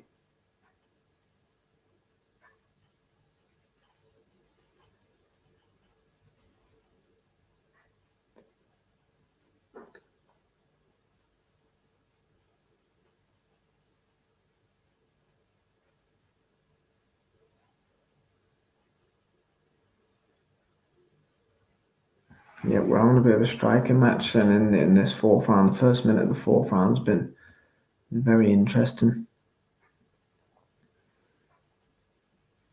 Some of the best exchanges of the fight so far, even though that definitely isn't hard. It has been the best of fights so far. We didn't think it would be, did we, in all honesty?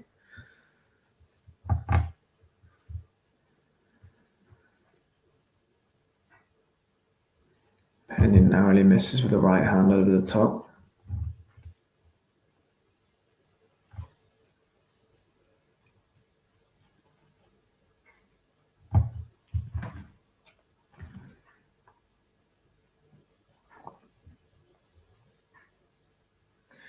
Three minutes to go then in this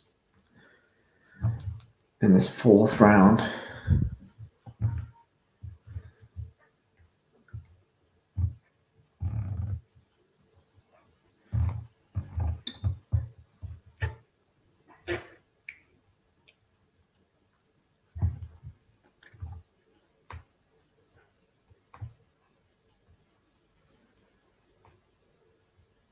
Halfway through round number 4, it's been a bit more of a striking round this one, but again, started off a little bit better, but there's not been a great deal of action since, it has to be said.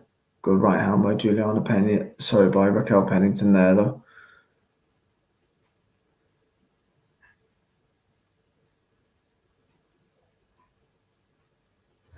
And if this round continues in the pace it has so far, I will have it 2-2 going into the final round.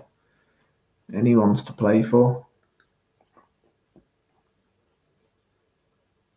Oh, huge shot by Raquel Pennington. She drops Juliana Pena. She was definitely hurt by that. Let's see if she can recover, because that was a heavy knockdown.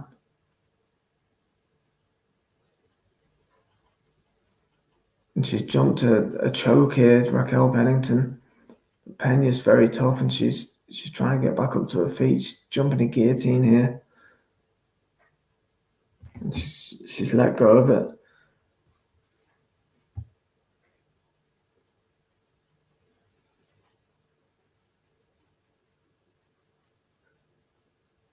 That was a lovely right hand by Raquel Pennington.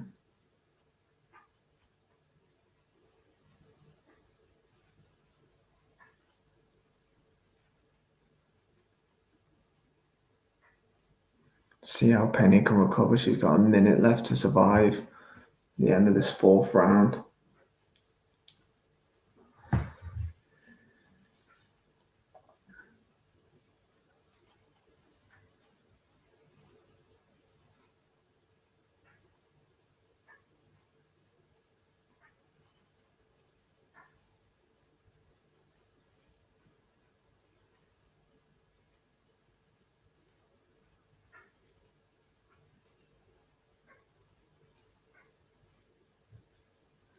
.30 seconds to go. Juliana Pena dropped heavily in this round. Pennington still trying to come forward and finish her, but Penny looks like she may have recovered. She's swinging away.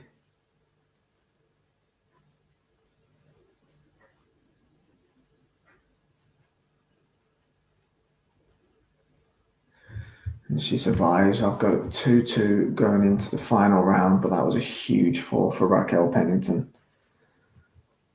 Hurting Juliana Pena with a head kick and dropping her later on in the round. Peach of a right hand. Just sat Pena right down. Oh, she unloaded everything into that. She did well to survive that, Juliana Pena. That was an absolute peach from Raquel Pennington.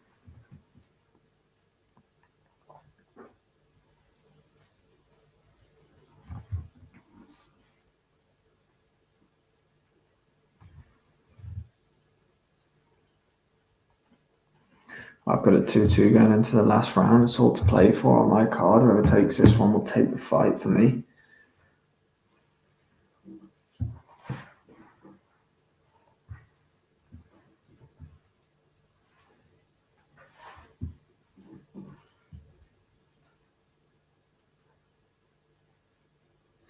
Here we go then, fifth and final round. Raquel Pennington, Juliana Pena. I've got a 2-2.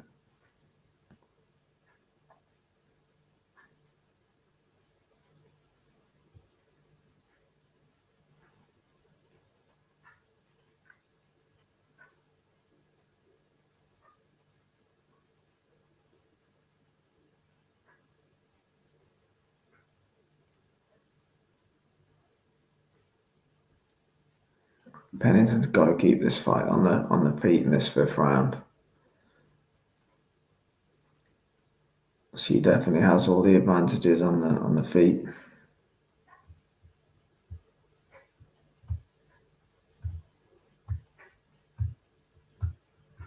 Yeah, I'm with all the guys that are coming up on the screen now. I've got a draw heading into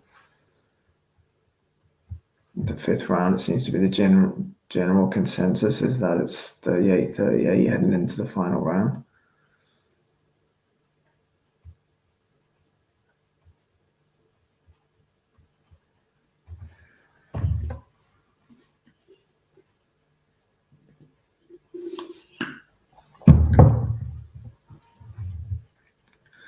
Not too much going on in the first minute here, but it is on the feet.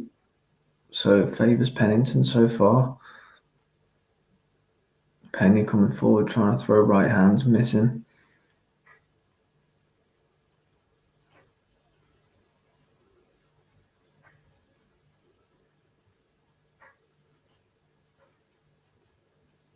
Oh, nice right hand by Pena right in the end of an exchange where they both landed. Has to be said.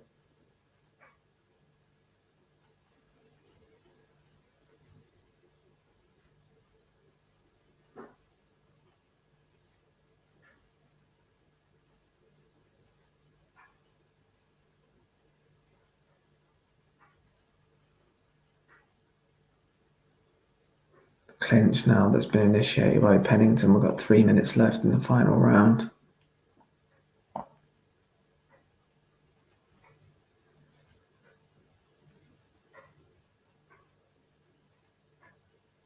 Ooh, both of them swinging and missing.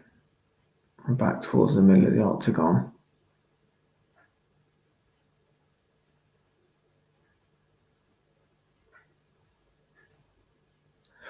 Pennington looking for that same shot again that got Pena last time. They are both having a go here.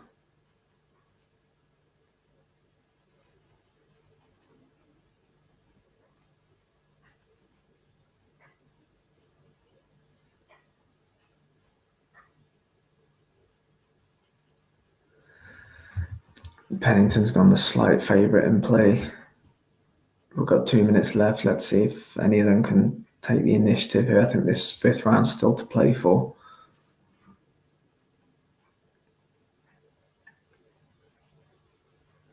Ooh, Pennington may have hurt Pena again there. Caught on the end of an exchange.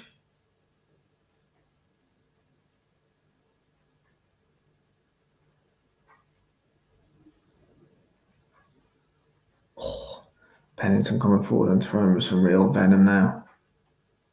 Pena just doesn't have that punch power potentially that Pennington does, but it's landed a couple of good shots there as Pennington came forward.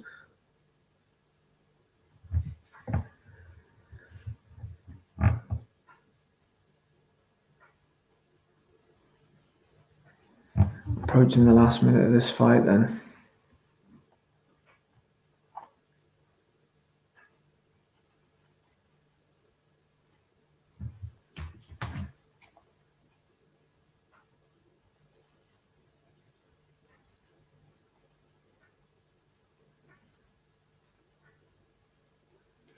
$50 seconds to go.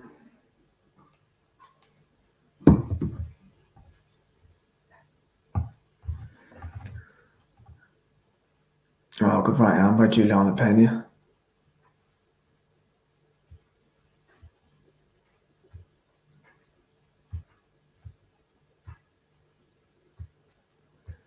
Pennington comes forward trying to throw.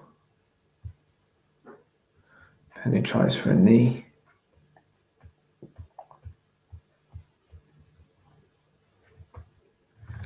10 seconds left of this one then. We're going to go the full 5 rounds.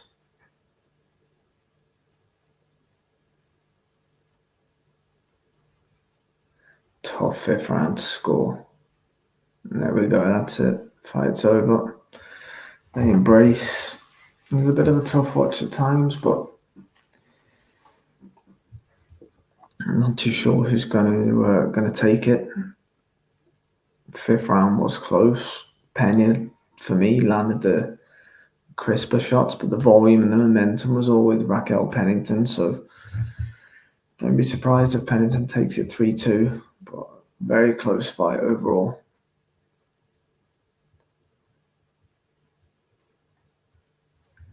I'll see you over on the Alex Pereira vs. Khalil Roundtree stream. Thanks for watching, everybody. I appreciate it.